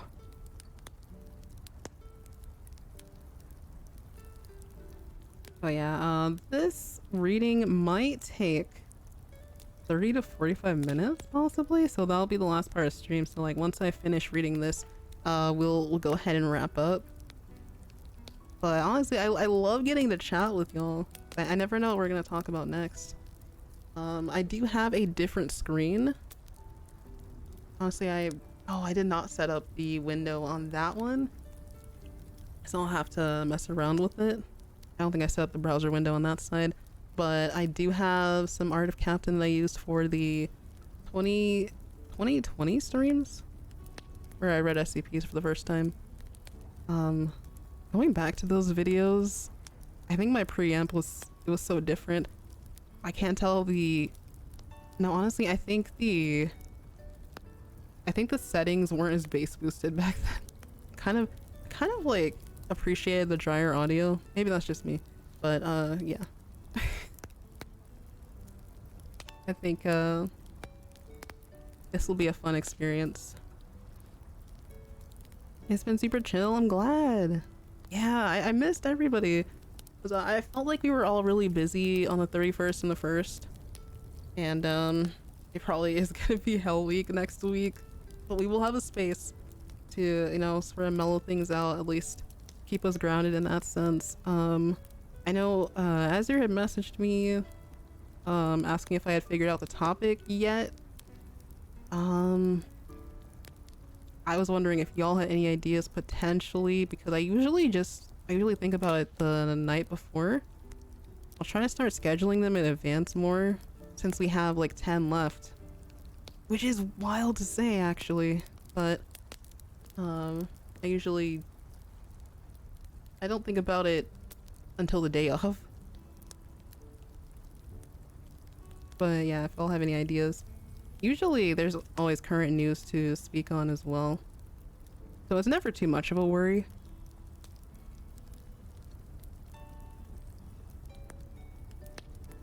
Love chatting with y'all. You're unbelievably kind and considerate. Glad to be a part of this community. I'm so glad. Have yourself a good one, Rainbow, and take it easy. Stay fresh. 10 left. Yeah, so when I first announced spacing out with yumeparadox, let me see if I have the image somewhere. Let's see. I had said we'll probably do 29 or 30 of these, and it's wild that the next week is our 20th space. The only way to acquire your space recordings is to download your Twitter data, so each of those are gonna have to be like rendered into a video. They kind of are like mini podcast / stream episodes. Just audio only for those who aren't familiar with it. I'm trying to find the image.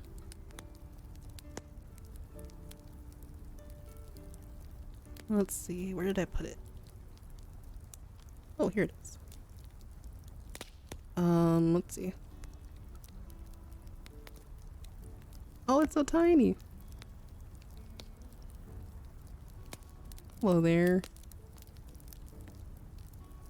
Oh, this was when... This is so old.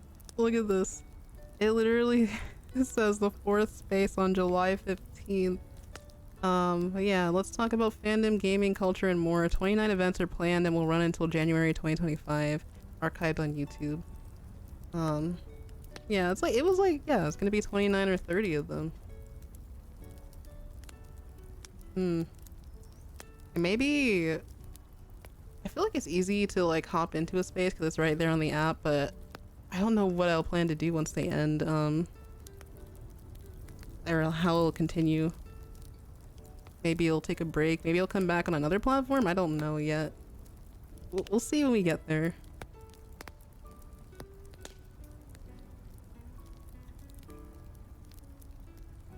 Forgot there's a stream today. Ooh, Mario Party. Sounds fun. Hope you've been having a good one though, Annie. They did change some of the generation scenes. Yeah, I heard about that. But I heard about it through a post where someone was like unironically bashing on it and saying, oh my gosh, they're just appeasing the woke left. I'm like, guys, it's not that deep. I will forever despise the way that the word woke just got absolutely what's the word? Like the meaning of it got absolutely like destroyed, for lack of a better term. Man. But yeah, I saw that. I saw the Generations cutscenes comparison for the intro and I was like, oh wait, I probably shouldn't watch this too much. It's spoilers. Technically, spoilers. Not the woke. It's so unfortunate. Give me a break. I know. You can always do the season 1 and season 2 at a later point. That'll be funny. I love the ease of access doing these on Twitter because yeah, you know, you can just hop in if you're scrolling already. But it honestly is a pain having to like wait for Twitter to send you a zip file so you can hopefully I'll be sad if they let you request your data every so often. What if I only get like the last 10 spaces? Bro, I'm not gonna jinx it, but like they would do something like that because functional app, you know, they'll live on in our hearts. No, I'm just kidding. If anything, I don't know. Screen recording it would be kind of, I don't know, that'd be kind of whack. So hopefully I can download everything. Hey, what's good, Zay? No worries. We are just yapping right now, but I'm going to take a quick break before I get into the reading. So I think we'll have time for one of these. And of course, there's always moments where we'll be able to do more of these. If the reading / narration interests y'all in the future. So yeah, those were the plans. Tarnished? Yeah, tarnished is a great synonym actually. Yeah. It's a talking blue hedgehog. Yeah.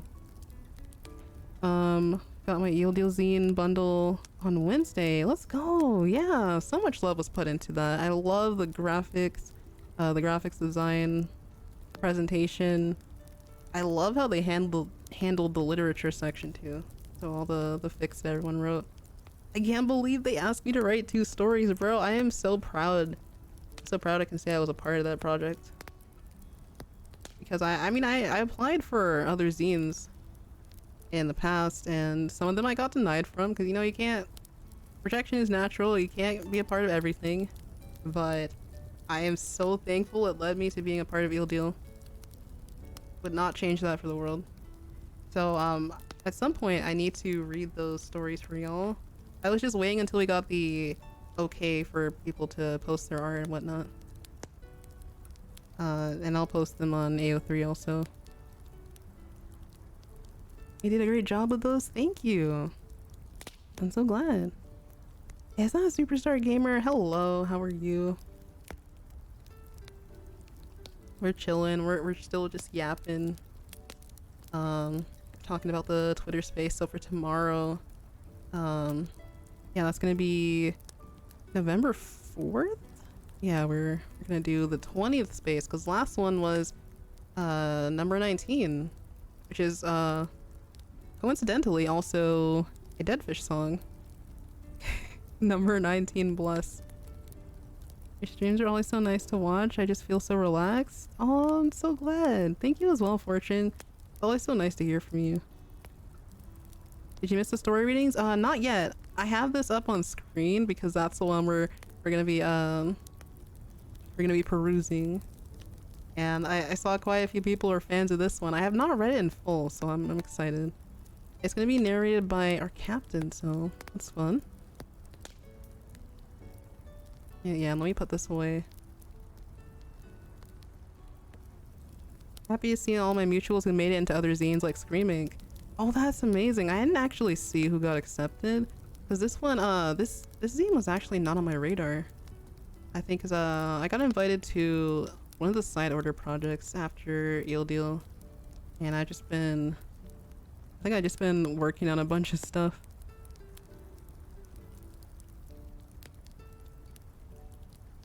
Yeah, I was working on, at the time, I know what I was doing.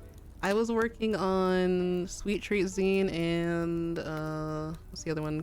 Of course, Utopia of Yesterday.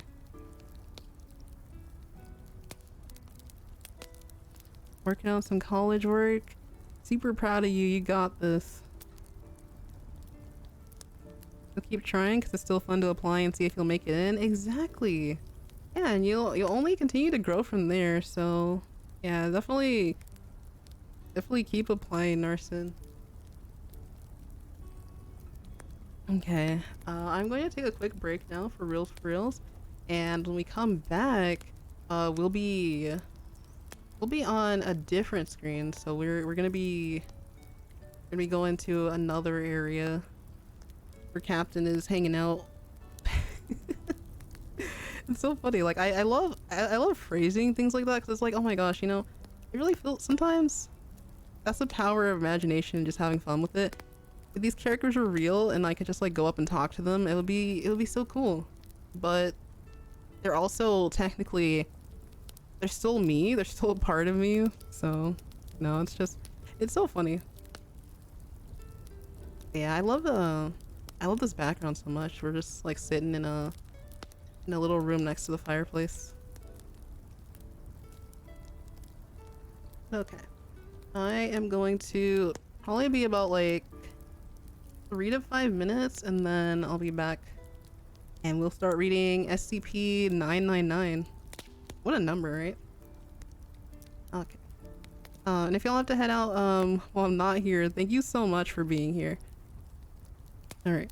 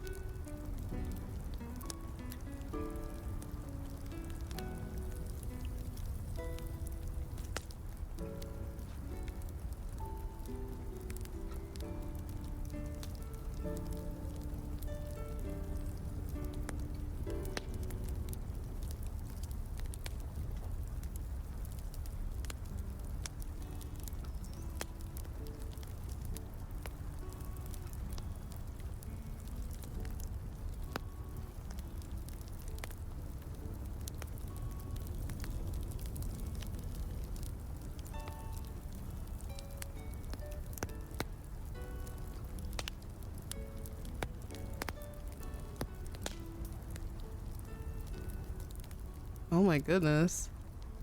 Chat really does reflect the streamer, doesn't it? Hi everybody. That's hilarious.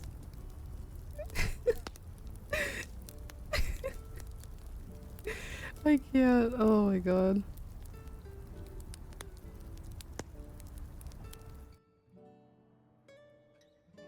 I still need to switch a couple of things, so give me just a second. That one seems okay. I'm crying. Marie Shoulder reference mention. Wow. You heard nothing? I saw nothing. I am not. I definitely am not witness. Let's see. Gotta do a couple more things.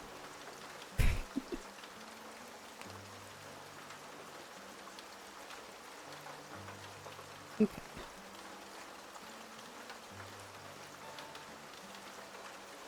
I think we should be good.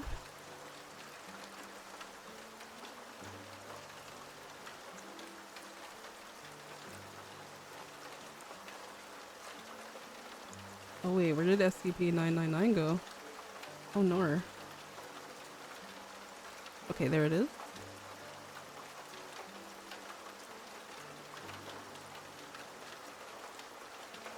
Maybe I should do dark mode. Oh, this is nice. Oh, this is so nice.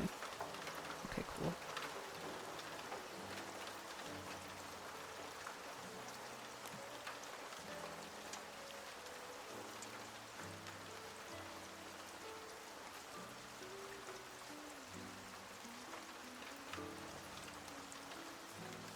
I think this should be okay.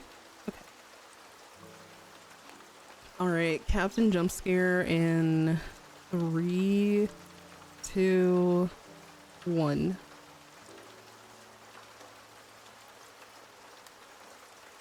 Oh. She's there, alright. I think that was the wrong... layer. I was doing all this like with the BRB screen. Lord. So where did the other thing go? Oh, I'm so silly.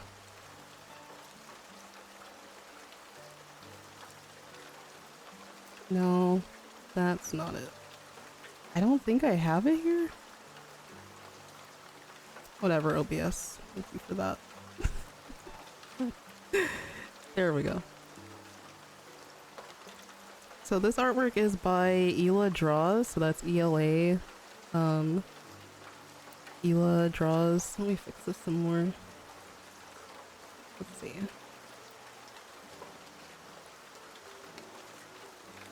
There we go. Yippee. Cool. What is Captain 3 doing here? So as per the 2021 streams I did way back when it was Captain and Marina, I basically found some creepypastas and chose some SCP entries to read in those character voices, so I was like, hey, let's try doing that again sometime. That might be fun. The Riz is good with this one, really. I'm glad. I don't know if they still take commissions, but yeah, I really like this art.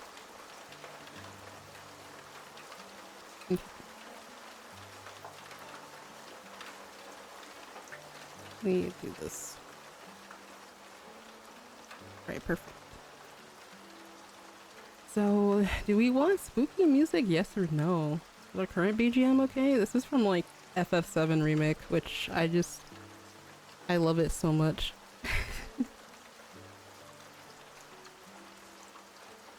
Can you share their accounts? Let me see. Do they still, yeah, let me see. Do they still have a Twitter?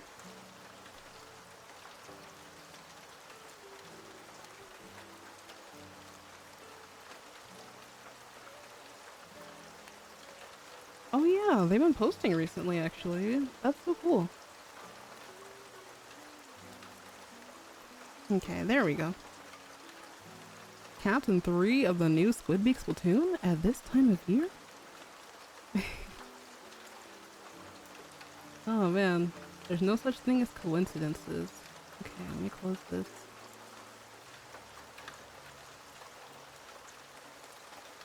And get everything else set up. Okay, we're good. Yeah, if y'all have probably not seen it before, let me find one more thing. I am actually sad that I lost my old Instagram post because I had like a series of fun images that I posted leading up to the streams.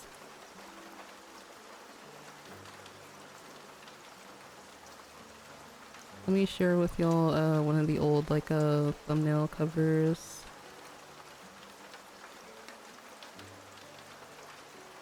I think it's here. Oh yeah, this is it.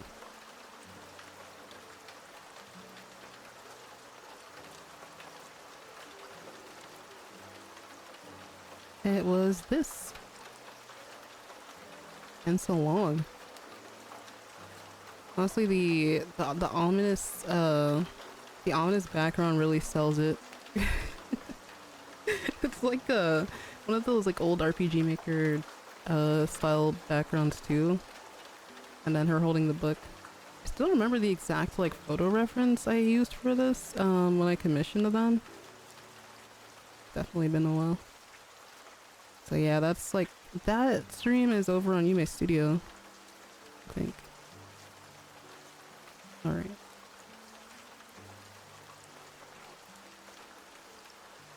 Not sure if they're also on Blue Sky. Yeah, they might be. Atmosphere is everything, go for it? Okay, that's true. Hopefully the rain isn't too loud. Where are my headphones?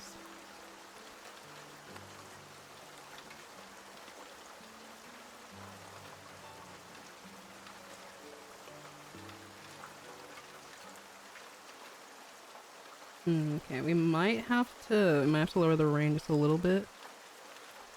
Actually, it seems like my voice is still louder than it, so it might be fine. Okay.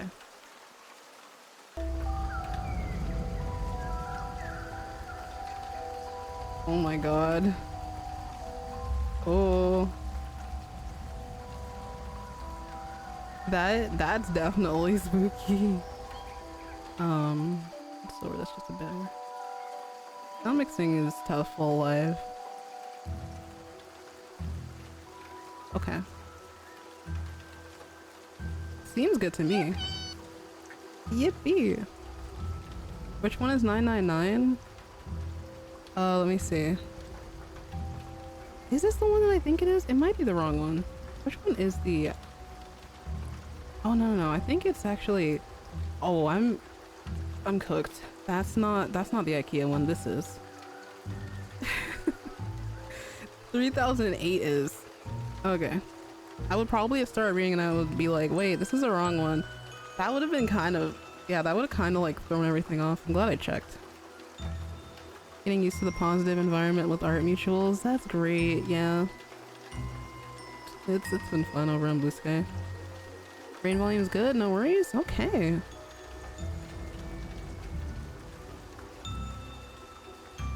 Oh, that one's, yeah, that was the wrong SCP. Let's go, IKEA.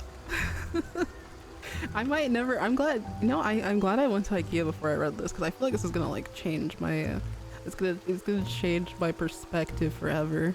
I feel it somehow. You should play it on Roblox. I've never played Roblox ever. I don't know what to expect when it comes to that. But oh my god. Yeah, there's so many. I wonder what the highest number is. I'll probably look at that like after I finish reading. But yes, this is the IKEA one. Let me zoom in so I can see it better. 110%, is that okay? Yeah. Obligatory blahage mention. Yeah. I still have mine like, and I don't really like keep it on the bed all the time, but like I still have mine. I love it very dearly.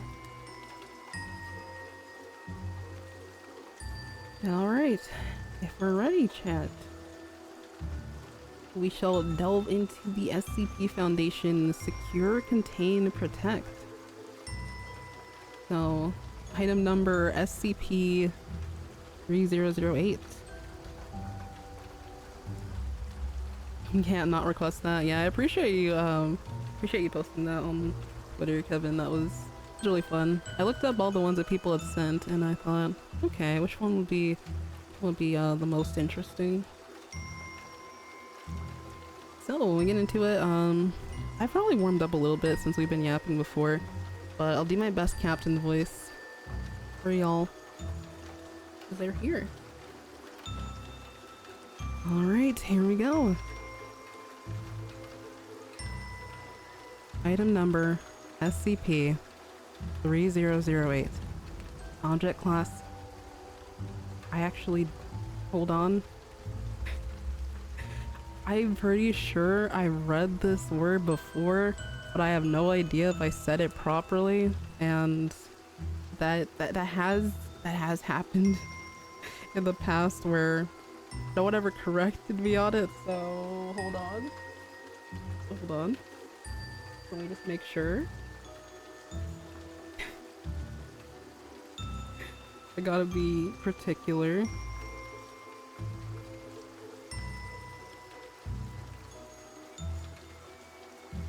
I'm gonna mute real quick, hold on.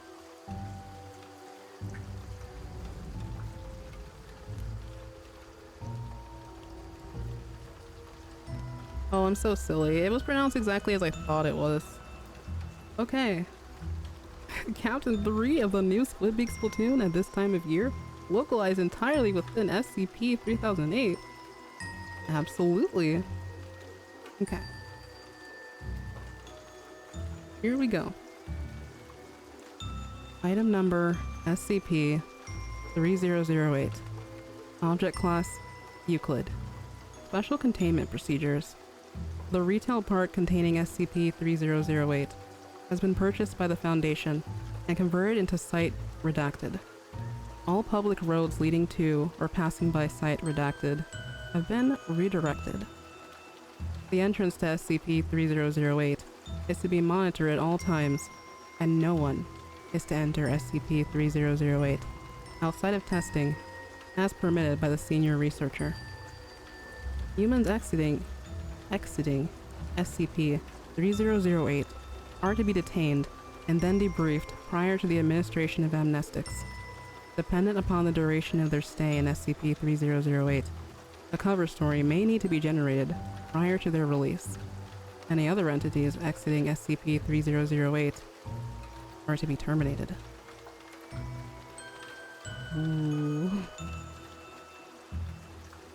Description: SCP-3008 is a large retail unit previously owned by and branded as IKEA, a popular furniture retail chain. A person entering SCP-3008 through the main entrance and then passing out of sight of the doors will find themselves translocated to SCP-3008-1. This displacement will typically go unnoticed, as no change will occur from the perspective of the victim.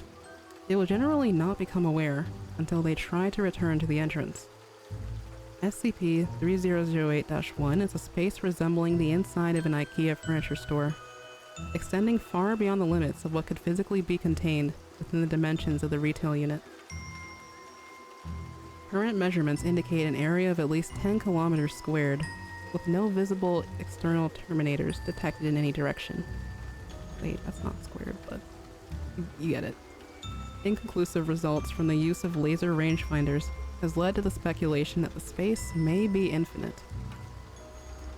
SCP-3008-1 is inhabited by an unknown number of civilians trapped within prior to containment. Gathered data suggests they have formed a rudimentary civilization within SCP-3008-1, including the construction of settlements and fortifications for the purpose of defending against SCP-3008-2. SCP-3008-2 are humanoid entities that exist within SCP-3008-1. While superficially resembling humans, they possess exaggerated and inconsistent bodily proportions, often described as being too short or too tall.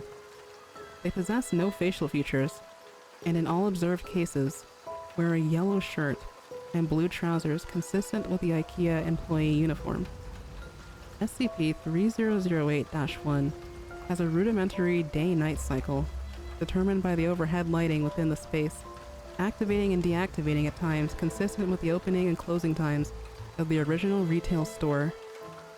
During the night instances of SCP-3008-2 will become violent towards all other lifeforms within SCP-3008-1. During these bouts of violence, they have been heard to vocalize phrases in English.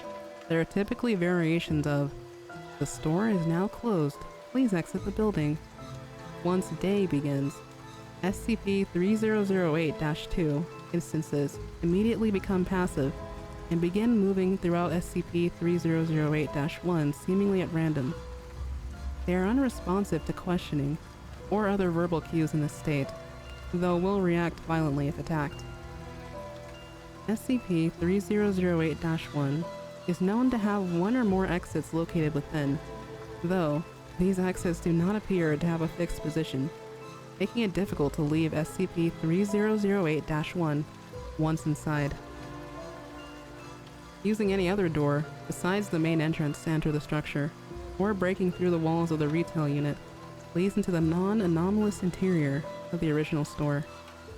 Since containment began, 14 individuals have managed to exit SCP-3008. Following extensive debriefing, all individuals have been administered amnestics and released. Incident 3008-1. At 0037 on redacted date 2000 something, a human male exited SCP-3008, followed 10 seconds later by an instance of SCP-3008-2. SCP-3008-2 caught and killed the man before itself being terminated by armed response personnel. This incident represents the only time an instance of SCP-3008-2 has been seen exiting SCP-3008. A full autopsy on the corpse was performed. See 3008-2 autopsy log for more details. The man was carrying an IKEA-branded journal, seeming to document his time in SCP-3008-1. Transcribed below, verbatim. Spooky. And then we have this here. I had popped it open to take a look. A little look-see. And so there are so many entries. I skimmed it a little bit earlier. I was taking a look. I thought, whoa. We get a first-hand account of how they even ended up in this place.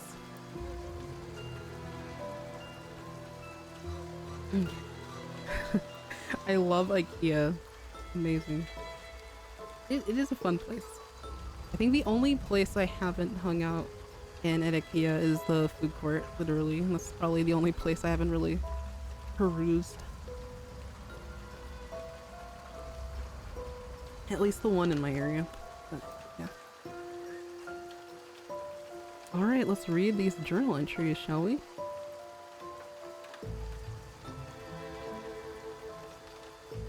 Alright, so, oh yeah, heads up, I think there's malprofanity in this. Of course, I don't think anyone here is really, like, off-put by that, but I will just say it in case, anyway.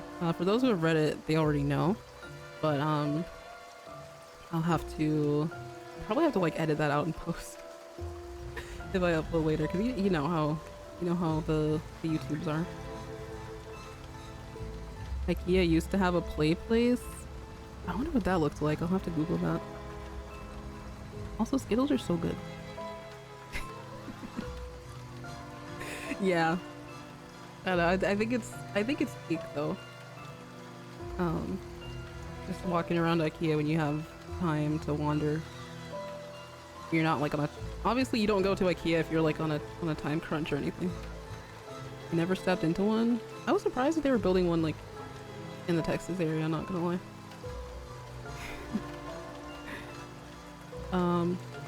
Also, have a great rest of your night, Gael. Thank you for tuning in. Yeah, it's been fun so far. Stay fresh. Swedish meatballs? That does sound good. Oh, I might be getting a little bit hungry. But anyway, we'll continue with the journal entries. I'm not gonna lie, I was kind of excited to read these when I skimmed through. I love the furniture, yeah. Okay. Let's see, there's quite a few entries, so we're probably gonna take a break in between each. Or like, we'll probably be so enthralled that we'll just keep reading. So let's see. Make this a little bit bigger. There we go. Okay, so our first entry. So, I'm writing this to document what I can only assume is my sudden descent into insanity. I can't possibly be that bad a navigator, and yet as I write this, I've been trapped in IKEA for 2 days. I haven't seen another person in the entire time I've been here. I thought it was a prank at first. Turn the place into a maze, get all the people out, and see how long it takes me to get lost, and everyone has a good old laugh. Realized that wasn't the case when I tried to backtrack. Everything had changed, so I ended up lost. Instead of the exit, it was just row after row of bookcases. So, I'm trapped in IKEA. Sounds like the setup for a bad joke. The lights went out at 10 p.m. Nearly gave me a fucking heart attack. That loud electrical thunk sound, then pitch blackness. The place is full of beds though, and my phone has a torch on it, but no damn signal. So I found a bed and went to sleep. Spent most of the day, the next day, trying to find my way out with no luck. Did find a restaurant serving those meatballs though, so at least I won't starve. That's probably the punchline to that joke. Anyway, they were still warm and fresh, but I haven't seen anyone around who could have cooked them. Made my way back to the beds before the lights cut out again, since it's too dark to search with them off. It's 9:10 a.m. now. The lights came back on a little while ago. I'm sure I've searched the entire area around where I came in now, and the exit obviously isn't here, so I'm going to pick a direction and hope for the best. Man, that's interesting. I feel like, me personally, I like would not be I don't know if I would be, well, eventually your body would give out and fall asleep, but I would have a hard time falling asleep in a place like that, knowing that you're like so vulnerable. Not knowing what's gonna happen. Anyway, the next entry continues on with day 3, so day 2 is skipped. Day 3 of my magical IKEA mystery adventure. If I wasn't sure that there was something seriously weird about this place before, I am now. Walked for 3 hours in a more or less straight line, insert IKEA joke here, before I came across a ladder next to one of those huge stock shelves they have here. Climbed up to get my bearings, and it looks like this place just stretches on forever. Like that scene from The Lion King, except instead of trees and grass, it was all shelves and tables and crap. I did see a person moving not too far away though, so I headed over. Thought it was a staff member at first. It was wearing the uniform. And hell, maybe it was. Maybe freakish 7-foot-tall monsters with long arms, short legs, and no faces are just the kind of thing they want working at Super IKEA. Damn thing completely ignored me though. And with no eyes or ears, I can't even be sure it knew I was there. Thought about shoving it or something to get its attention, but its hands were big enough to crush a watermelon, so I decided against it. It just kept moving along, and eventually I lost sight of it, so I decided to carry on the way I was going. Anyway, no comfy bed for me tonight. Looks like I've entered the improbably hard and pointy table section of the store. Guess I'll have to make do with some bunched up tablecloths. Phone battery died during the day too. Didn't work anyway, but I feel like I've just lost some vital lifeline. Oh no. Not the phone battery. You ever see one of those cartoons where they're going through doors in a hallway and they just pop out of another door in the same hallway? That's how I feel right now. I've seen nothing but the same identical bookshelf for 2 days now. Just row after row of them. Row after row after row of them. I mean, come on. I love books as much as the next guy. But this is excessive. I'm obviously still moving forwards, though. I can see the signs hanging overhead passing by. Too bad none of them say exit. Not sure who I was addressing that question to. Let's just say it was practice for the autobiography I'm going to write when I get out of here.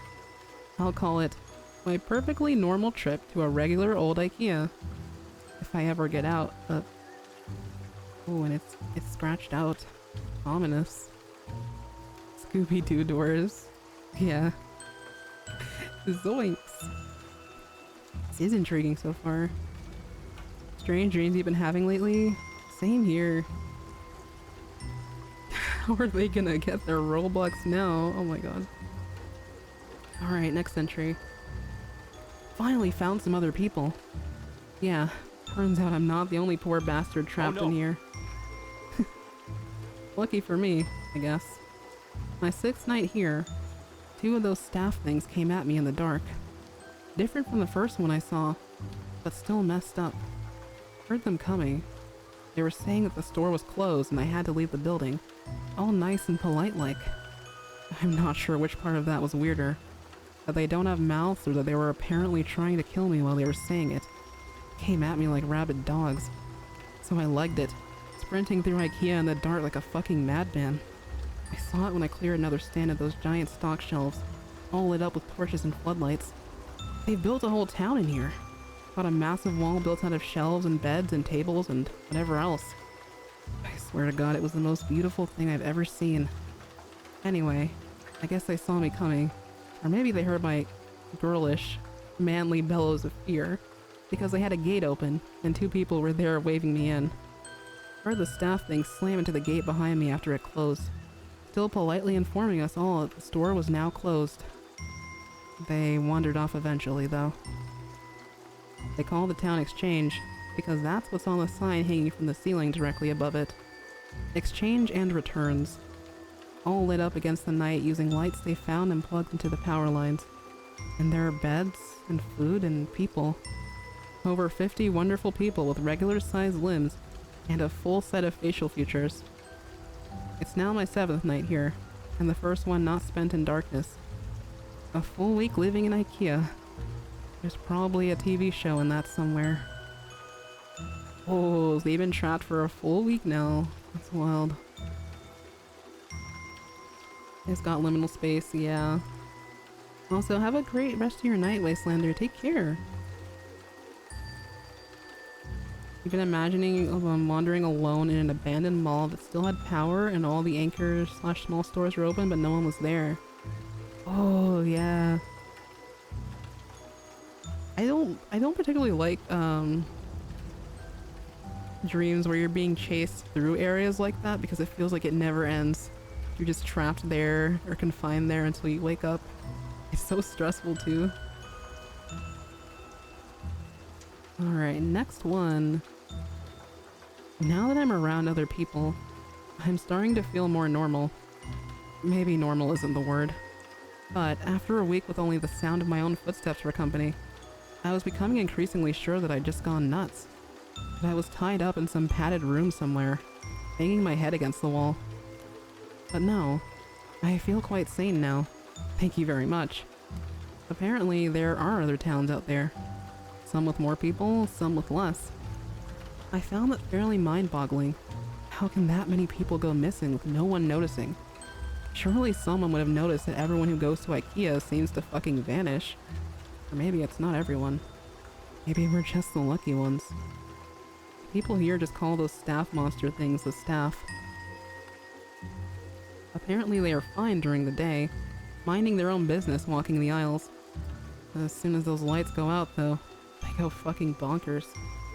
So during the day, people go out to find food, water, and whatever else they need. Apparently there are restaurants and shops around that randomly get restocked. No one knows how. Maybe the staff do it. Apparently they aren't very good at their jobs though, because the restocking sometimes takes a while, which means the food needs to be rationed. Maybe if they weren't so busy chasing people around in the dark, they'd get more done. Anyway, when night comes, the staff go nuts and everyone holes up inside the walls. Apparently it's the same everywhere in this place. Whatever this place is. the IKEA from whence all other IKEA spring. Or maybe we're all still just in the regular IKEA. This is all some fever dream brought on by mind-numbing boredom. Who knows? Oh my god. My apologies. I have like... Oh my, I probably need to drink some more water.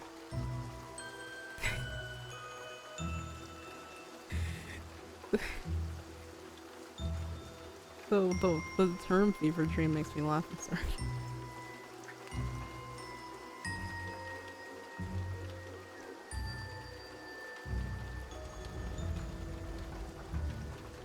Hey, I once had a dream where Kermit the Frog jumped from a tall building, tackled me to the ground, shouted angrily at me, ripped my pacifier from my mouth, and ran.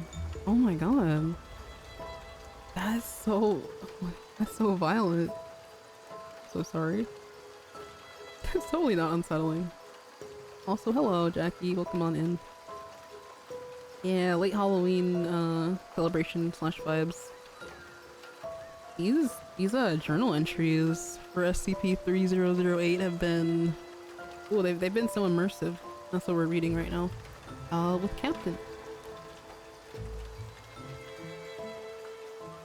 Oh my god, but I think of Kermit, I think of the tea meme and also the gif where...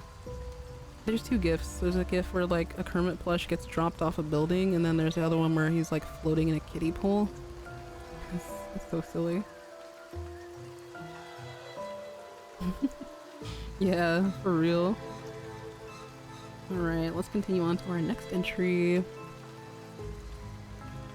Okay. Been here for 10 days now. Most of the people I asked said they stopped keeping track a long time ago. And one guy, Chris, said he'd been in here for years. Years.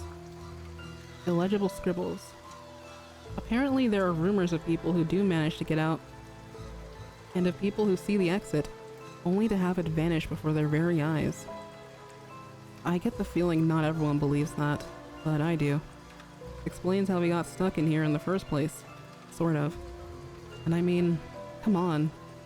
Staff monsters, row after endless row of high-quality Swedish furniture. I don't know why they would find a disappearing door so hard to believe in. Anyway, I went out scavenging for food at a nearby shop with Sandra and Jerry today. Once you learn the landmarks of this place, it's not so hard to navigate. The overhead signs help a lot, but there are others, not too far in the distance. A huge section of those giant stock shelves is collapsed against each other, and way off in the east, we all assume it's east anyway. Apparently IKEA doesn't sell compasses. It's some kind of tower that looks like it's made of wood, reaches all the way to the ceiling. Maybe they were trying to break out through the roof. Lights up at night, so there must be people there. But it's apparently a few days' walk, which means it must be miles away. So no one here really knows for sure. Apparently, they got incredibly lucky sleeping out in the open for a week without getting ripped to bits by the staff. That's me. Lucky, lucky, lucky. We found some food in the shop. Guess the staff restocked it during the night, which was nice of them.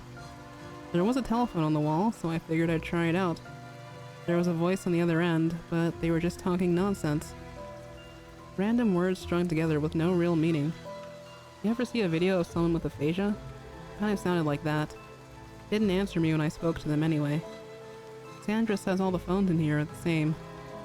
Oops, asking the journal questions again. It is written honestly like a monologue, so I think that's clever. Did someone say Splatoon dreams? Yeah, I've been having so many Splatoon dreams back to back for the past 2 weeks, and honestly, like every year I'd only have a couple. So maybe the brain rot has reached its peak finally, or I'm just like either like having foretelling dreams of cool stuff that's gonna happen for games in the future. The last one I had was all the idols in the order sector. They were like having hot pot together. They were just hanging out. Thought that was really fun. I'll like repost that because like I typed it as soon as I woke up and there was like a shit ton of typos. So yeah, but it was nice. Okay. You want to dream about Splatsville? That'll be nice. I want to be in the plaza during Splatfest. I want to look up at the sky with the fireworks, and I want to see Marie dancing. I just want to be there. Splatoon concert in Texas, please. Nintendo Life, please. An open spacey void like that one thing from Animal Crossing? Oh, like the dream town, dream address place.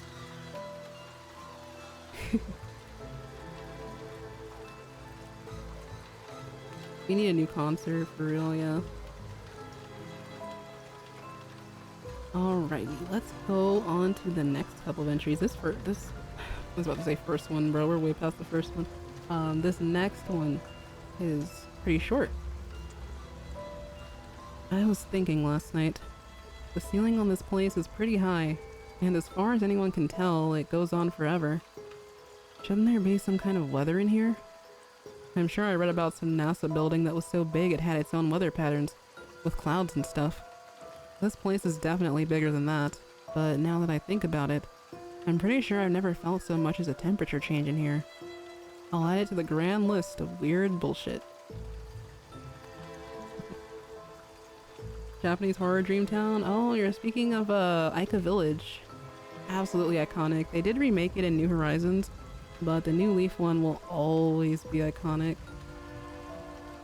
One thing they didn't bring back that you cannot replicate without mods, I believe, which I have never seen, is the dead trees that you can get from I guess harvesting your perfect fruit trees too much, so that added to the atmosphere, as well as like the way they designed the houses and everything.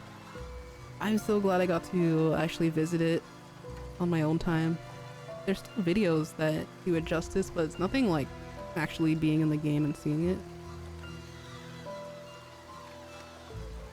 Salmon Run DLC final level dream. Drone Pearl was fighting the salmonid ruler? Interesting.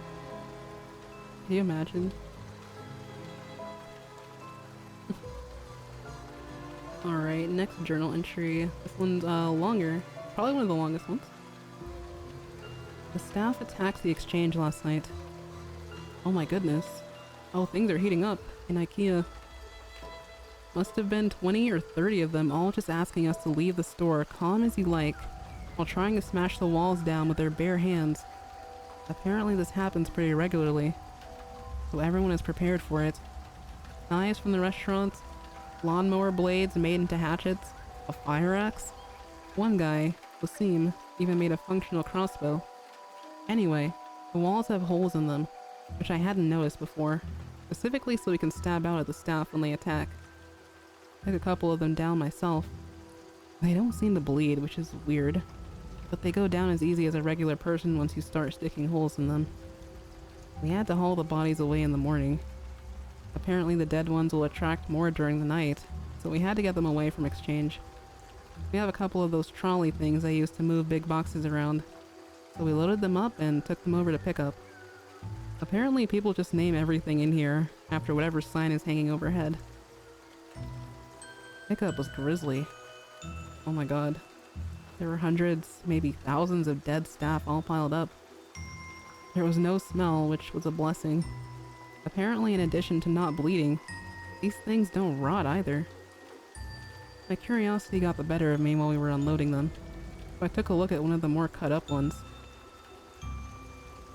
They're just skin, or something that looks like skin, all the way through. No muscle, no bone, no organs? Are they even really alive in the first place? They certainly seem like they have bones when they are moving around, pounding on the walls. And I'm sure I felt more resistance than just skin when the knife went in during the night. Maybe something happens to them when they die. Just one more thing on the ever-increasing list of weird shit that goes on in here, I guess. Now that's eerie. They just like disintegrate, but they don't ever decompose. That's... ooh.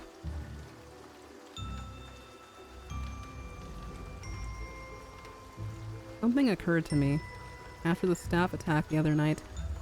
Every time you see a situation like this on TV, or in a film, like it's the end of the world or everyone is trapped on an island or whatever, once groups like ours start to form, people always seem to turn on each other, fighting for food or dominance or whatever else. That hasn't happened here. Apparently people from other towns come by from time to time, just to check in or occasionally to trade if they are short on something. But everything is always cordial. Friendly even. Maybe it's the threat of the staff, or perhaps the constant restocking of supplies in the shops means there's nothing much to fight over.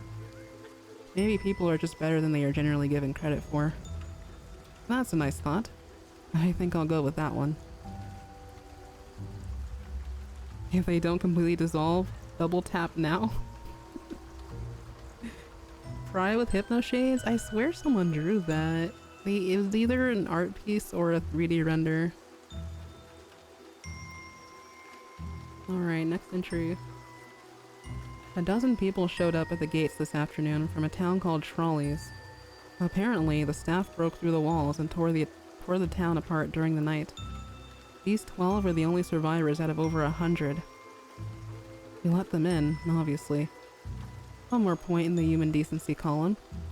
Later, I asked if anyone knew how many of these towns there were out there. Between us and the new folks, we managed to come up with over 20 names. 20 towns filled with people, and who knows how many beyond that. The motto for this place should be, how is that even possible?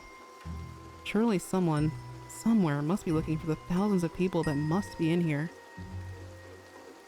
The plot thickens. I mean, it sure is a good thing that, like... it sure is a good thing that people, like, found a way to safeguard themselves. I can only imagine, like, how much work it was to, like, rearrange an entire, like, barricade with all the furniture and stuff. Actually, the fact that, like, it expands forever and ever means that there was no limit to the amount of furniture that they could acquire. But man, this makes me never want to step into an IKEA again. I knew this was, like, gonna give me... it was gonna give me a little bit of a shock. But I can say, like, I've only ever been to the localized IKEA maybe, like, 3 times. But this will be in the back of my mind if I ever do go again. Incredible. Next entry. I've been here for a little over 2 months now. Agreed, Fry. Not that much changes, as it turns out. A couple of new people showed up. Same story as the rest of us. Nice little trip to IKEA, and suddenly they're trapped in Billy Bookcase's house of faceless weirdos. The staff attack the exchange once or twice a week. We kill them and haul their bodies off. Sometimes they hurt some of us first. They killed a guy called Jared a couple of weeks back. It was awful, frankly. Turns out regular humans still bleed in here, even if the staff don't. We tried our best, but none of us are doctors. Jared was a good guy. He deserved better. We all do. It occurred to me a couple of days after that. None of us were really looking for a way out of here. I don't even know where we'd start. Oh, they've slowly started to accept it. That this is their life now. Oh, rest in peace, Jared. That sucks, bro. One of those quadcopter things with a camera attached buzzed past exchange today. I thought it meant that someone was finally looking for us, that help was on the way. Apparently it's not the first time this has happened, though. Same thing happened a few months ago, and everyone is still here. No idea if it saw us. It didn't stop if it did. Just kept flying until we could no longer see it. Note. Based on recovery time of the journal, this entry appears to line up approximately with our first successful test piloting a drone inside SCP-3008-1. Analysis of footage shows a walled settlement under a sign labeled Exchange and Returns. Attempts to relocate the settlement failed. Origin of previously sighted drones is unknown. Oh my god, you mean Pearlbot was seen flying through an IKEA? I joke, but this is terrifying. Alright, next entry. I started talking to people about the stuff they missed from home during dinner today. Probably not the best idea I've ever had. Everyone seemed pretty down after. A bunch of people here have families. Husbands and wives, kids, dogs. Franklin apparently has a pet llama, though I'm not sure I buy that. But apparently, some of the people here have some seriously odd gaps in their knowledge. 3 of them had never heard of the International Space Station.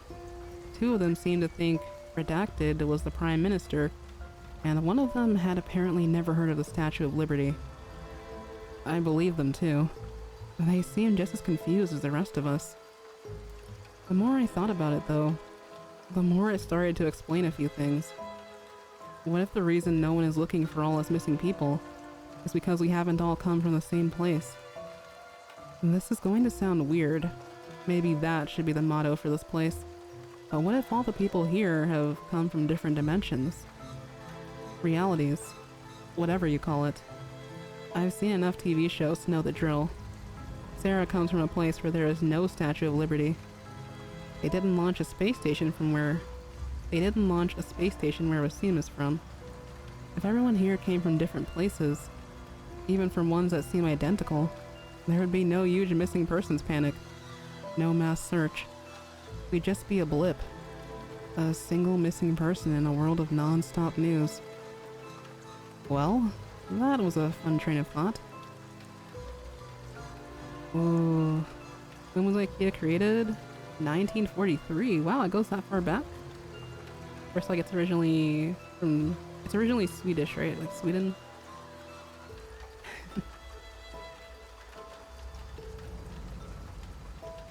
Wow, a lot of time has passed. Just realized that yesterday was the 6-month anniversary of my arrival here. I wonder if IKEA sells party hats. The routine around here has remained more or less the same. More new folks show up, one every couple of weeks or so. Food supplies go up and down, but we've never actually had a major shortage. Occasionally we get a visitor from one of the nearby towns, usually checkouts or aisle 630. We check in with each other from time to time, occasionally trade supplies if someone gets particularly low on something. It's comforting in a way. A reminder that we aren't alone in here. Some small glimmer of civilization. Sometimes they bring medical supplies. Apparently there's a pharmacy a few towns down from checkouts that gets restocked every now and then, so they share out what they can. I've never heard of an IKEA with a pharmacy before, but at this point, I wouldn't be surprised if someone stumbled on an IKEA organ harvesting lab. Would certainly explain the staff. Speaking of our faceless jailers, the attacks have been getting worse lately. 3 or 4 times a week now, with twice as many staff as there used to be. No idea where they all come from, or why the attacks have increased. We tried following one of them during the day a few weeks ago, me and Sarah. Wanted to see if they led back to a staff room or something. Didn't seem to go anywhere though. Just randomly walked through the aisles. We had to turn back before we found anything. We've been reinforcing the walls, trying to arm ourselves better. Certainly no lack of materials to use. Wasim has been making more crossbows, but it's pretty slow going. Too bad IKEA doesn't sell guns.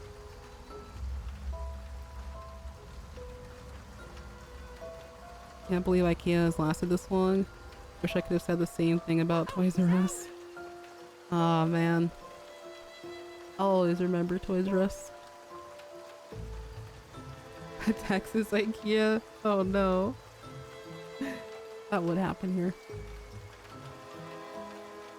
Note: no new personnel have entered SCP-3008 at Site Redacted in the time span indicated in this entry. Oh no. Things are escalating real quick here. The attacks are getting bad now. Almost every night. And with so many staff that the bodies almost pile high enough for others to climb the walls. I think we're in real trouble here.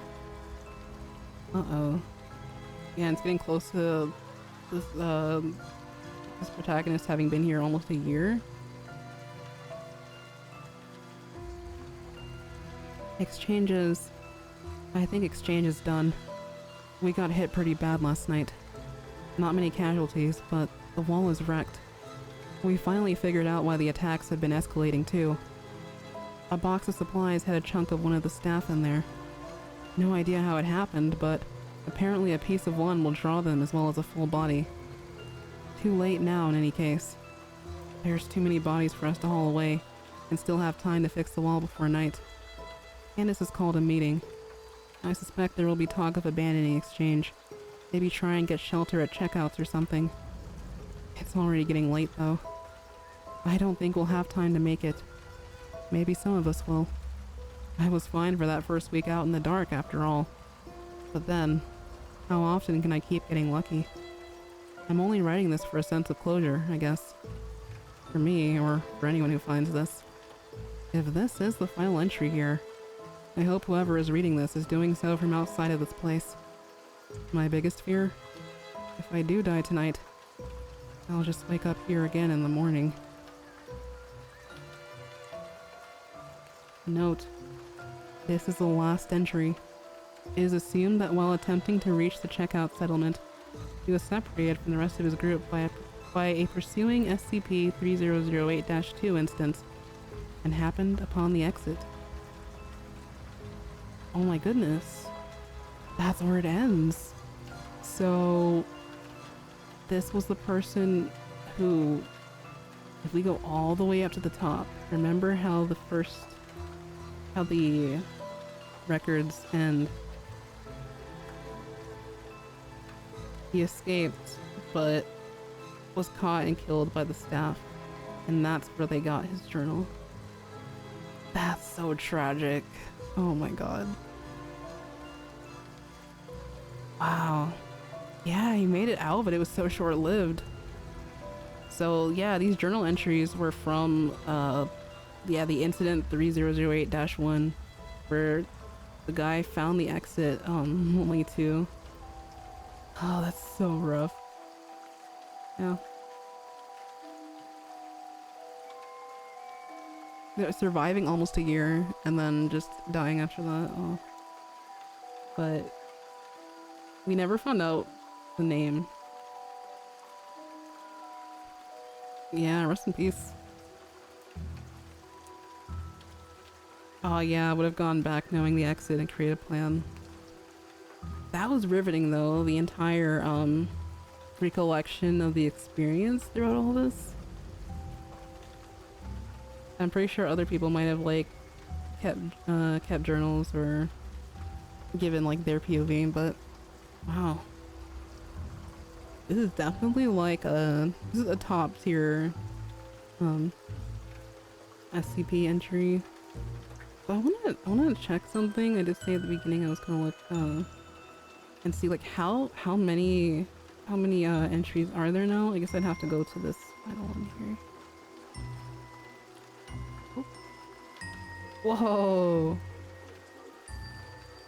Access denied.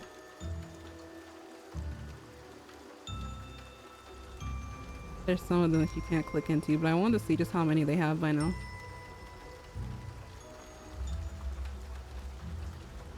Wow. They almost go up to 9,000. That is, wow, I was always curious to know how many actually existed. Whoa. What is this flush face emoji? That's so cursed. The last one is called Feeding the Trolls. I don't even know if I want to click on it.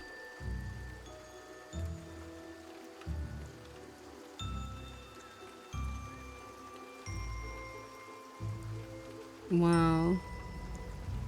Definitely, I feel like there's some more that I want to read, but it's always fun to see people's recommendations and see which ones they really like personally enjoyed. Yeah, slow burn mystery, it definitely was. Let's see. There is a more lighthearted one that we could end off with if yeah, I think I still have a little bit of time for one more, but wow, what a journey that was. Or do we want to leave the the sense of I guess the thrill or the sense of I don't have a word for this. The somber feeling, do we want to leave that in the air? Depends. I got a recommendation for SCP-348, which is really cute, not gonna lie. Dread. Yeah, the dread.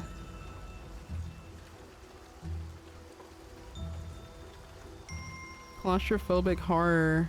In a way, yeah. Everything was so liminal though. And that's like, honestly, that's like, it's so psychological too. Just waiting and like hoping for something to happen, but it never does. That's what playing that one Backrooms, the complex was like. Yeah. A lighthearted one? Okay, yeah. I can end off with that one. Mr. Odd, have a great rest of your night and take care. Kevin, hope you have a great class. Thank you for tuning in, both of y'all. Stay fresh, take it easy.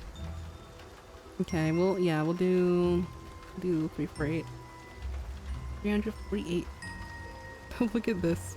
It's a bowl of soup. Noodle soup.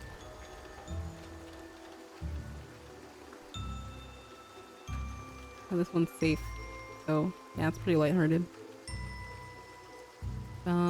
Yeah, this was also recommended on Twitter.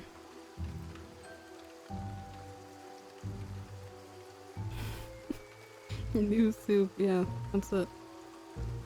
Alright, here we go. Oh yeah, that time zone. Okay, yeah, have a good time zone, y'all. Alright, without further ado, let's see. SCP-348. Item number SCP-348. Object class safe. Special containment procedures.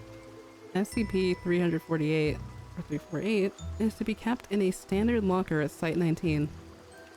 Personnel wishing to conduct tests involving SCP-348 are to obtain Level 3 or higher authorization and present a detailed list of intended test subjects. SCP-348 is a white ceramic bowl patterned with light blue flowers, measuring approximately 20 centimeters in diameter and 9 centimeters high. While no maker's marks are present, the Chinese characters for "thinking of you" are etched into the side of the bowl. Oh, I would love to learn how to pronounce that, by the way. When in the presence of an individual afflicted with a minor ailment or injury, for example, mild cough, runny nose, scrapes, SCP-348 will fill with soup. While the ingredients presented within the soups produced by SCP-348 vary, young subjects, individuals between the ages of 4 and 18, have consistently stated that they enjoyed the meal, sometimes stating that it reminds them of their parents' cooking. Subjects will finish the soup found in SCP-348 if allowed. Children who eat from SCP-348 several times often express a feeling of contentment, stating that though they are eating by themselves, they do not feel lonely. Addendum SCP-348-1. SCP-348 was acquired shortly after rumors of a child living in redacted, apparently possessing remarkable recovery abilities, came to the Foundation's attention. Soup CP. That's great. Investigation revealed that the child in question originally discovered SCP-348 in the attic of their house and had come to rely on it after receiving insufficient attention from their parents. The child's parents, both full-time workers, refused to comment on their relationship with the child. Resulting testing involving children was carried out under the guise of surveys to gauge the success of new food items offered at public schools. Addendum SCP-348-2.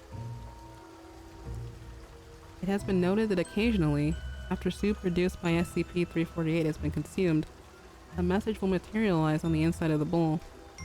Words produced on the inside of the bowl appear to be printed on the ceramic, consistent with existing markings. The message that appears will be in the language most familiar to the drinker of the soup. After several hours, or when SCP-348 produces another meal, the words disappear. POV, Marina makes you a bowl of soup. Oh my god. Okay, I need water.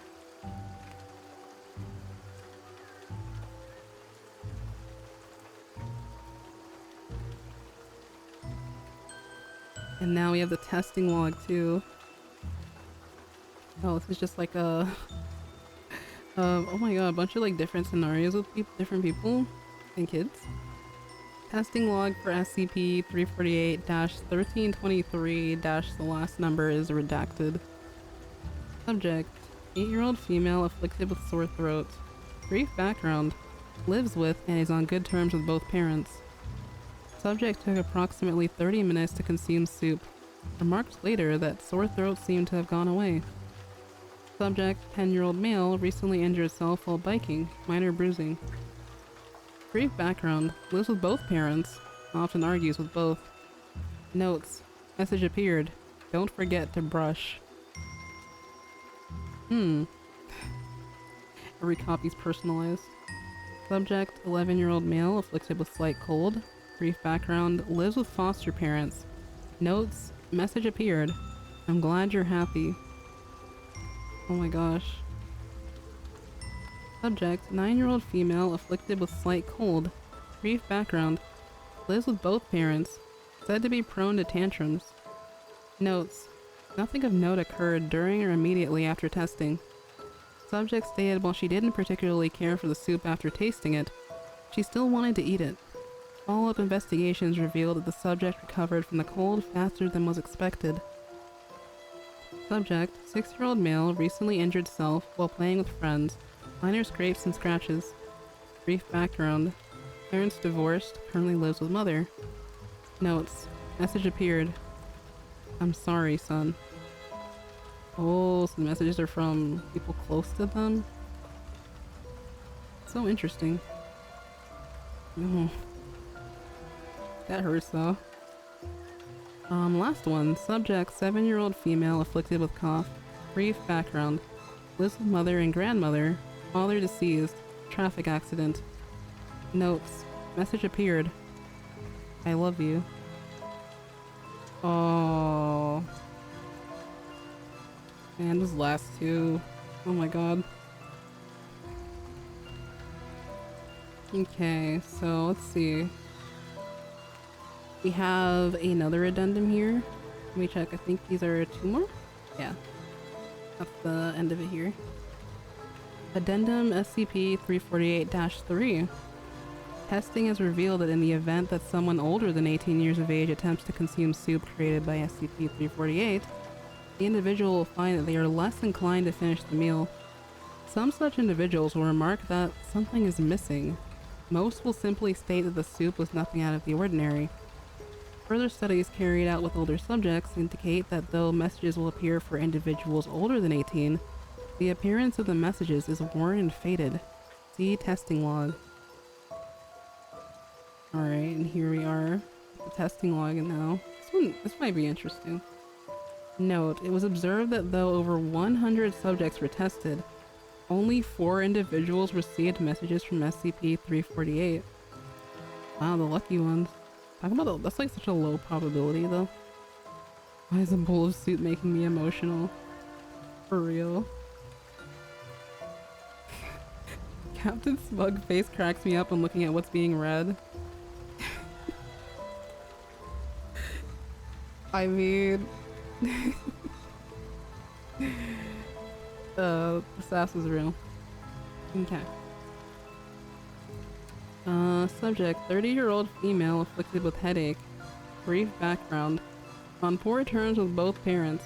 Refused to accept father's offer for career training. Currently lives alone. Message appeared. Why?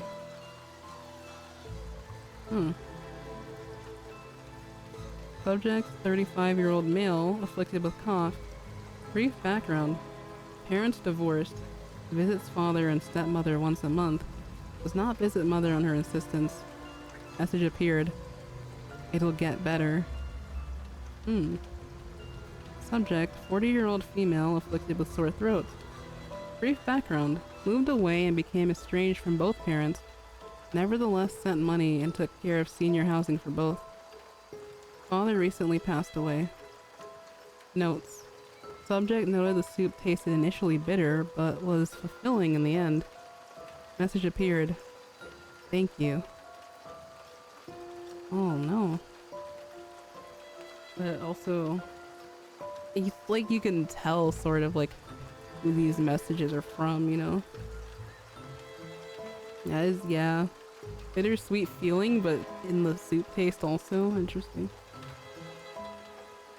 Subject, 40-year-old male, afflicted with minor backaches. Brief background.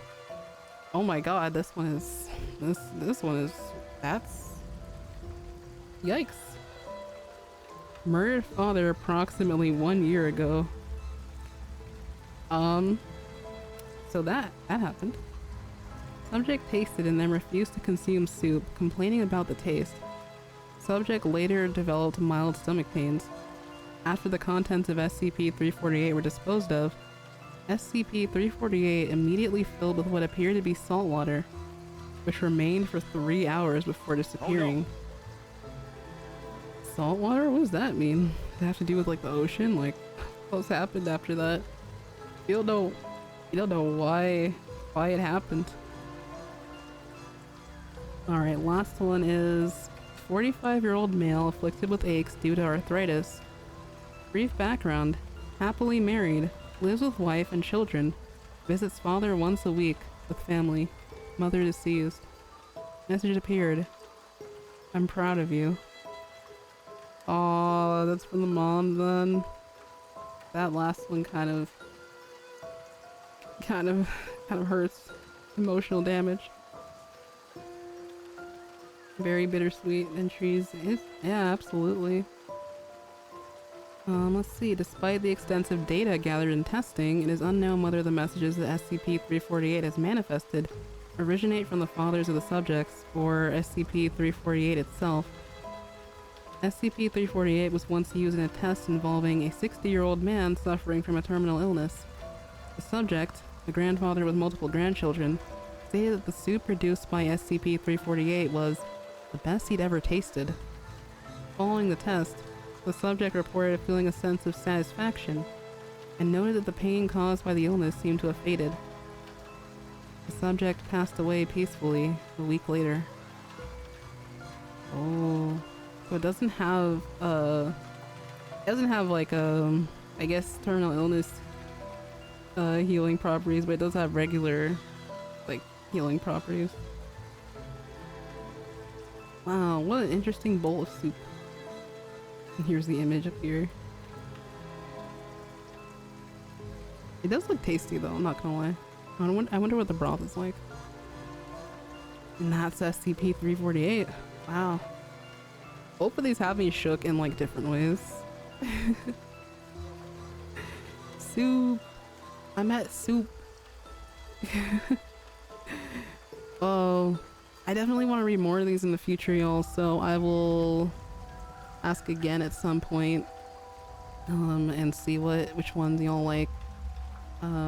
Maybe I'll browse through here on my own, find some that are particularly chilling. This was really comfy though, like despite it all. It was like a little cozy reading stream. Why are you buying clothes at the soup store? Makes me wonder what y'all's favorite kind of soup is.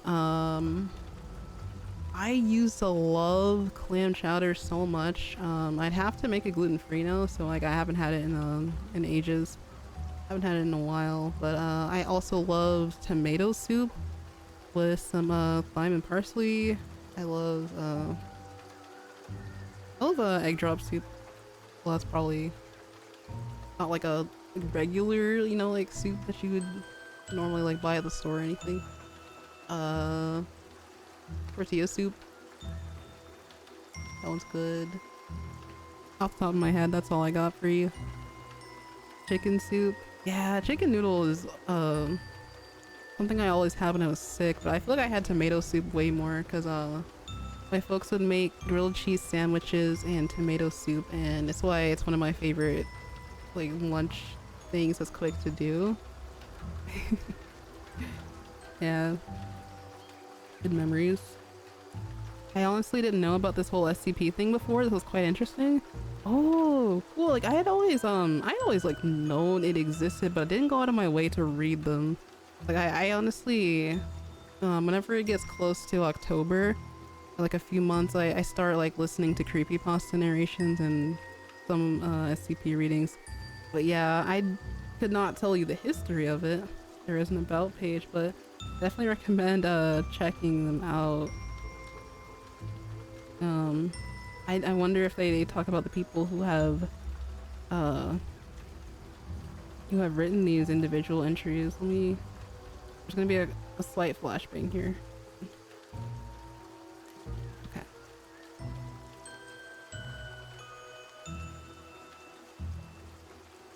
This is what the about page looks like.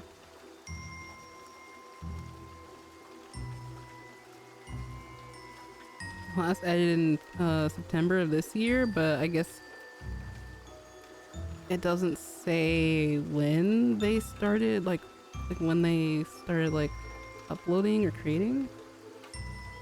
They also have multiple other languages, which is amazing. SCP explained. There's also some joke entries. You can join the site and contribute. Interesting. So I guess like because there's still entries that are unclaimed and haven't had anything written for them. I wonder if it's like I wonder if it's like done in a contest format. There's tags. There's a forum. Frequently asked questions. Is SCP real? No, we are a creative writing website. Oh my god. Yeah, there's a wiki. Let's see. Oh, okay. Actually, yeah, I found the answer to that question now. How long has this site been around? Basically, the original SCP-173 was written back in 2007. The first incarnation of this wiki on editthis.info was made in early 2008, and we moved to Wikidot in the middle of that year. Read this forum post and the site history essay for more. So yeah, I'll go ahead and drop this link, scp-wiki.wiki.com. It's super cool. But anyway, I mean, if you search up SCP Foundation, you will find the website. Super cool. I hope that stuff like this can be archived for the future. Funnily enough, I was thinking about making and cooking more, some of which being ramen. Oh, ramen is so good. I love the broth. I love spicy broth.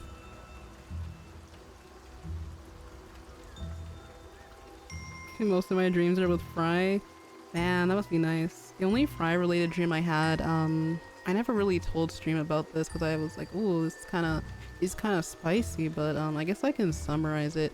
If y'all have ever seen the King's game played in like an anime series, basically what it is like everyone sort of like picks, it's like a random like drawing, like you pick a, sometimes people do this with like Pocky, or they do this with like matchsticks or straws or whatever, and whoever like picks the one that's marked like they're the king or whatever, like royalty, and they, whatever they say goes. So they'll say like whoever has this number has to do something, and so that's what the idols were doing. And Fry gets like dared to like make out with Marie, and that was the dream. I was like, oh my god, that's great. I need more Fry drawings in my life. Anyway, yeah, that was my only singular Fry dream. But yeah, nice. I'm so jealous of you guys with Splatoon dreams. It's okay, just visualize them before you go to sleep. I think literally the reason I've been having so many Splatoon dreams is not just because of the brain rot, but because I will look at I'll look at Instagram or something Splatoon related before I sleep, and the subconscious is always paying attention, so it just happens. Even if the dream doesn't start out with Splatoon, it'll like end up transitioning along the way. So that's pretty cool. But yeah, that's it for the SCP Foundation. I'm always amazed by what I read on here. And shout out to both Kevin and Stephanie who recommended the ones that we read today. As for stream, I am going to put together a schedule hopefully for next week. I want to get back into playing other non-Splatoon games. Doesn't mean I won't return to it, of course, but we're going to hopefully head into Sonado Generations. And for tomorrow's space, I think it'll be a mix of Sonic and Splatoon related topics perchance. We'll see who I can invite to join me to yap as usual. It should be a great time. But anyway, let me go ahead and do this. Captain, thank you for your service. You're so cool. Let's see, where am I? Hi.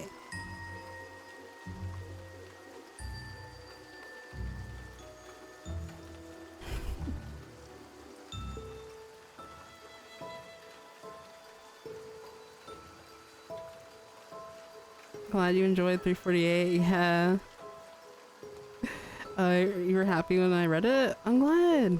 Yeah, it's still like, it has a like it was definitely heartwarming, but it also has that like otherworldly feeling to it still. Definitely want to see more of these. The ones that I read during the 2020, it's either 2020 or 2019 stream, I can't remember what year it was. Those were also really bone chilling. I don't know if I read the one about the entity at the end of the stairs. That one kind of, I don't know, that one had me kind of shook. I don't know if I narrated, but I did read it on my own time, and I honestly, I don't think, it's still like a thought in the back of my mind that I haven't like truly grown out of, but like, it's not as bad at this new house because of how, like how open it is, but like at the old place, I would hate like turning off the lights and having to like go up the stairs. Turning off the lights downstairs and going up because like it was really confined, and I always am just like, oh my god, what if something's like behind me right now? That would be crazy, wouldn't it?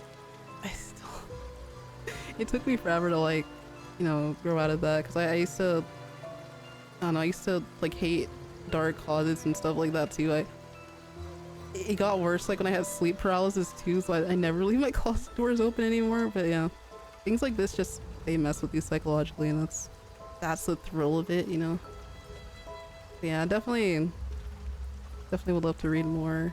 So stream plans, to reiterate again, I guess, as I said, space tomorrow, probably around 8 or 9 p.m. Eastern, and then I'll try to start streaming from next Thursday.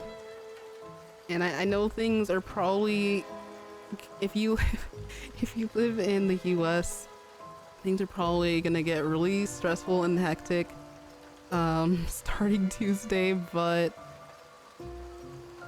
communities here in tumultuous times such as those, it'll be okay. Not completely okay, but we'll make it. I promise. My final message. Wait, hold on. My final message. Change the world. Goodbye. I was only here for a few hours since I was chilling with family, but I really enjoyed the readings. I'm so glad. It was a lot of fun.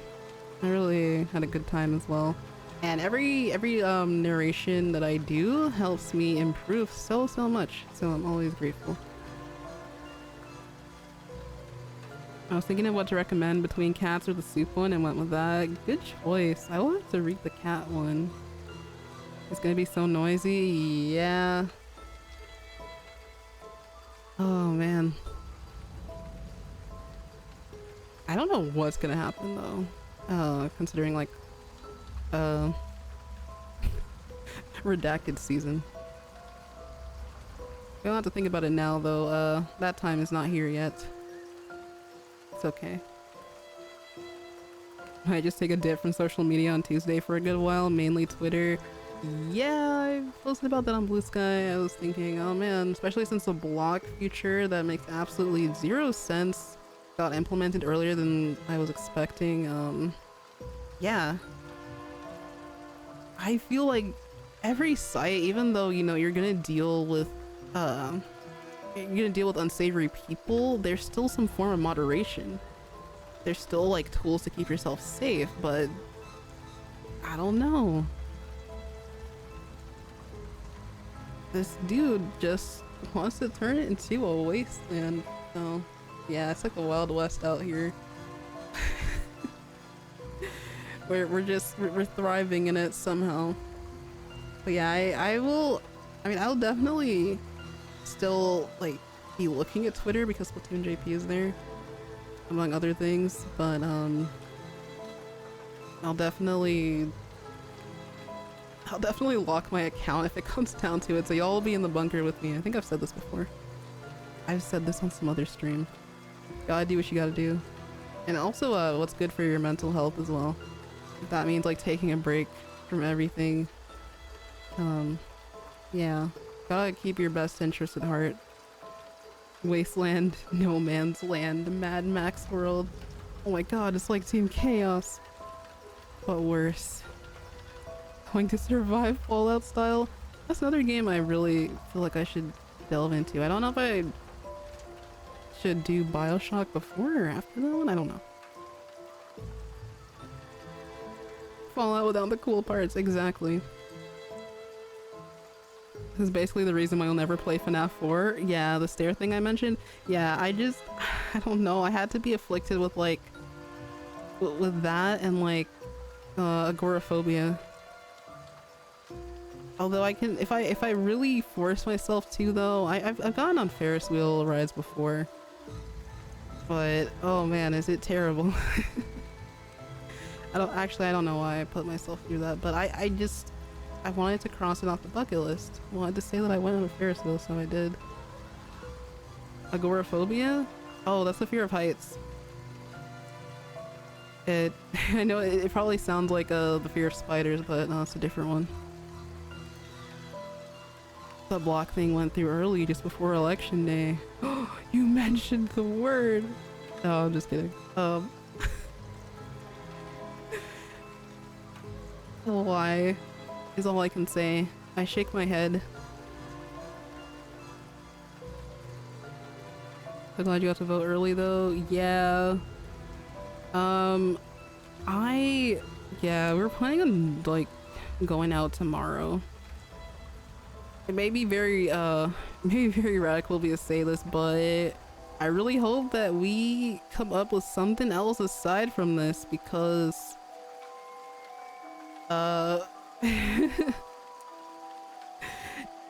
it's not working in our favor as much as I would want it to. And it's like you can go out and do it, but like there's something like awakening within many of us where we feel like something's gotta budge, right? Aren't you tired of being nice? Don't you just wanna, you know, that one meme. But yeah.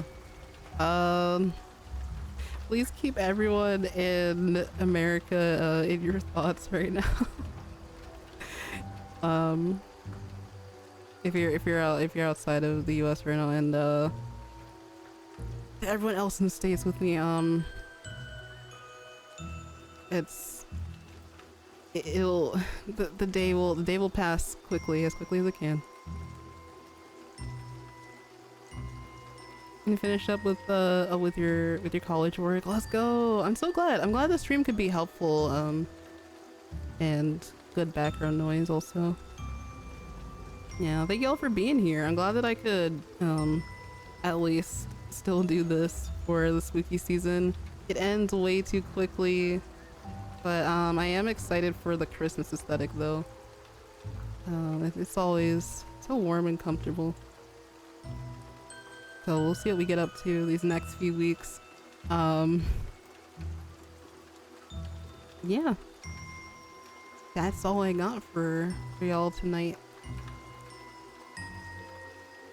Yeah, congrats Narson, congrats Superstar. We should have a Halloween part 2. Yeah. Wait, has Dia de los Muertos passed already? Or is it coming up? I mean, I feel like most people didn't get to do much on the 31st of October because it was a school night. And most people did stuff Saturday. I feel like the weather has been like beating me over the head because it's been so dark and gray.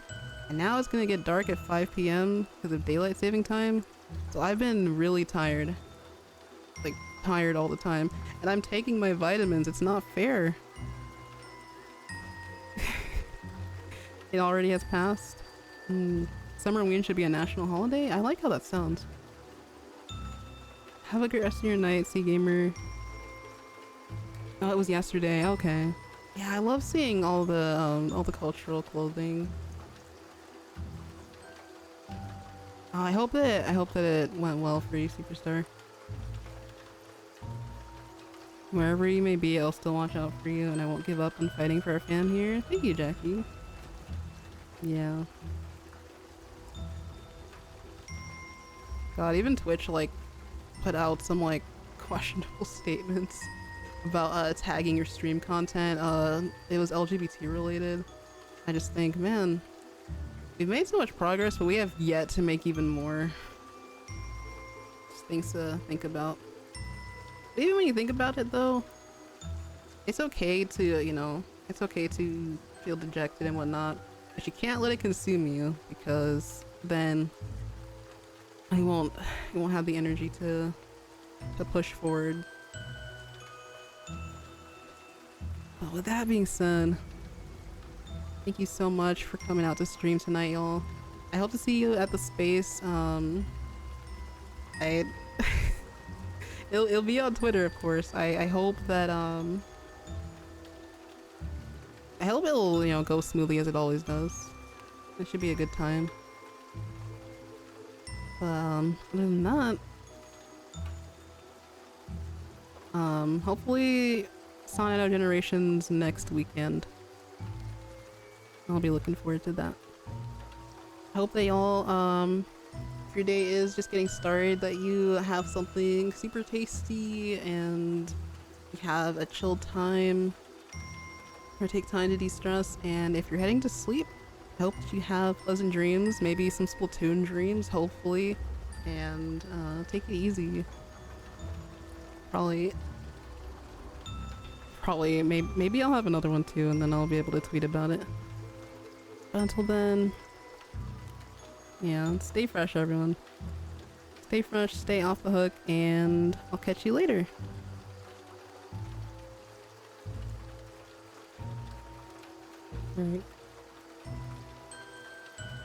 Alright.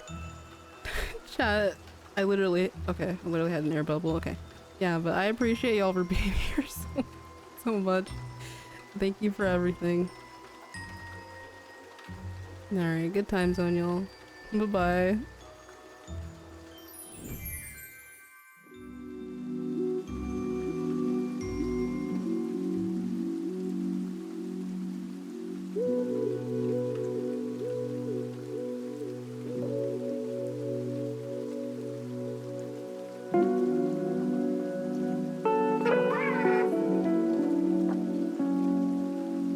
Stay fresh.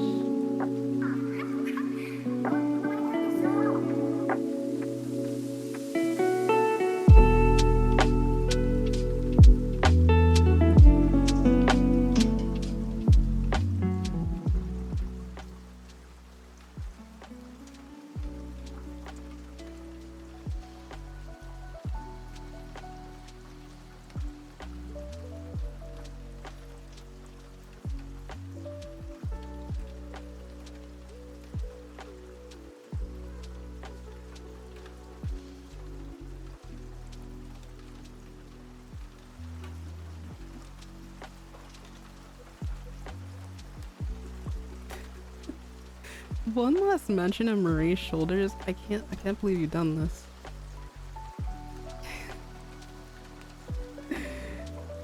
Oh my god.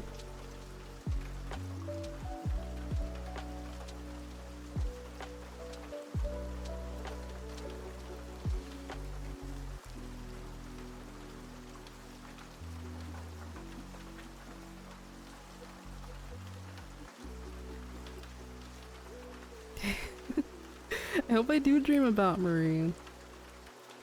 But thank you so much for watching, y'all. Bye.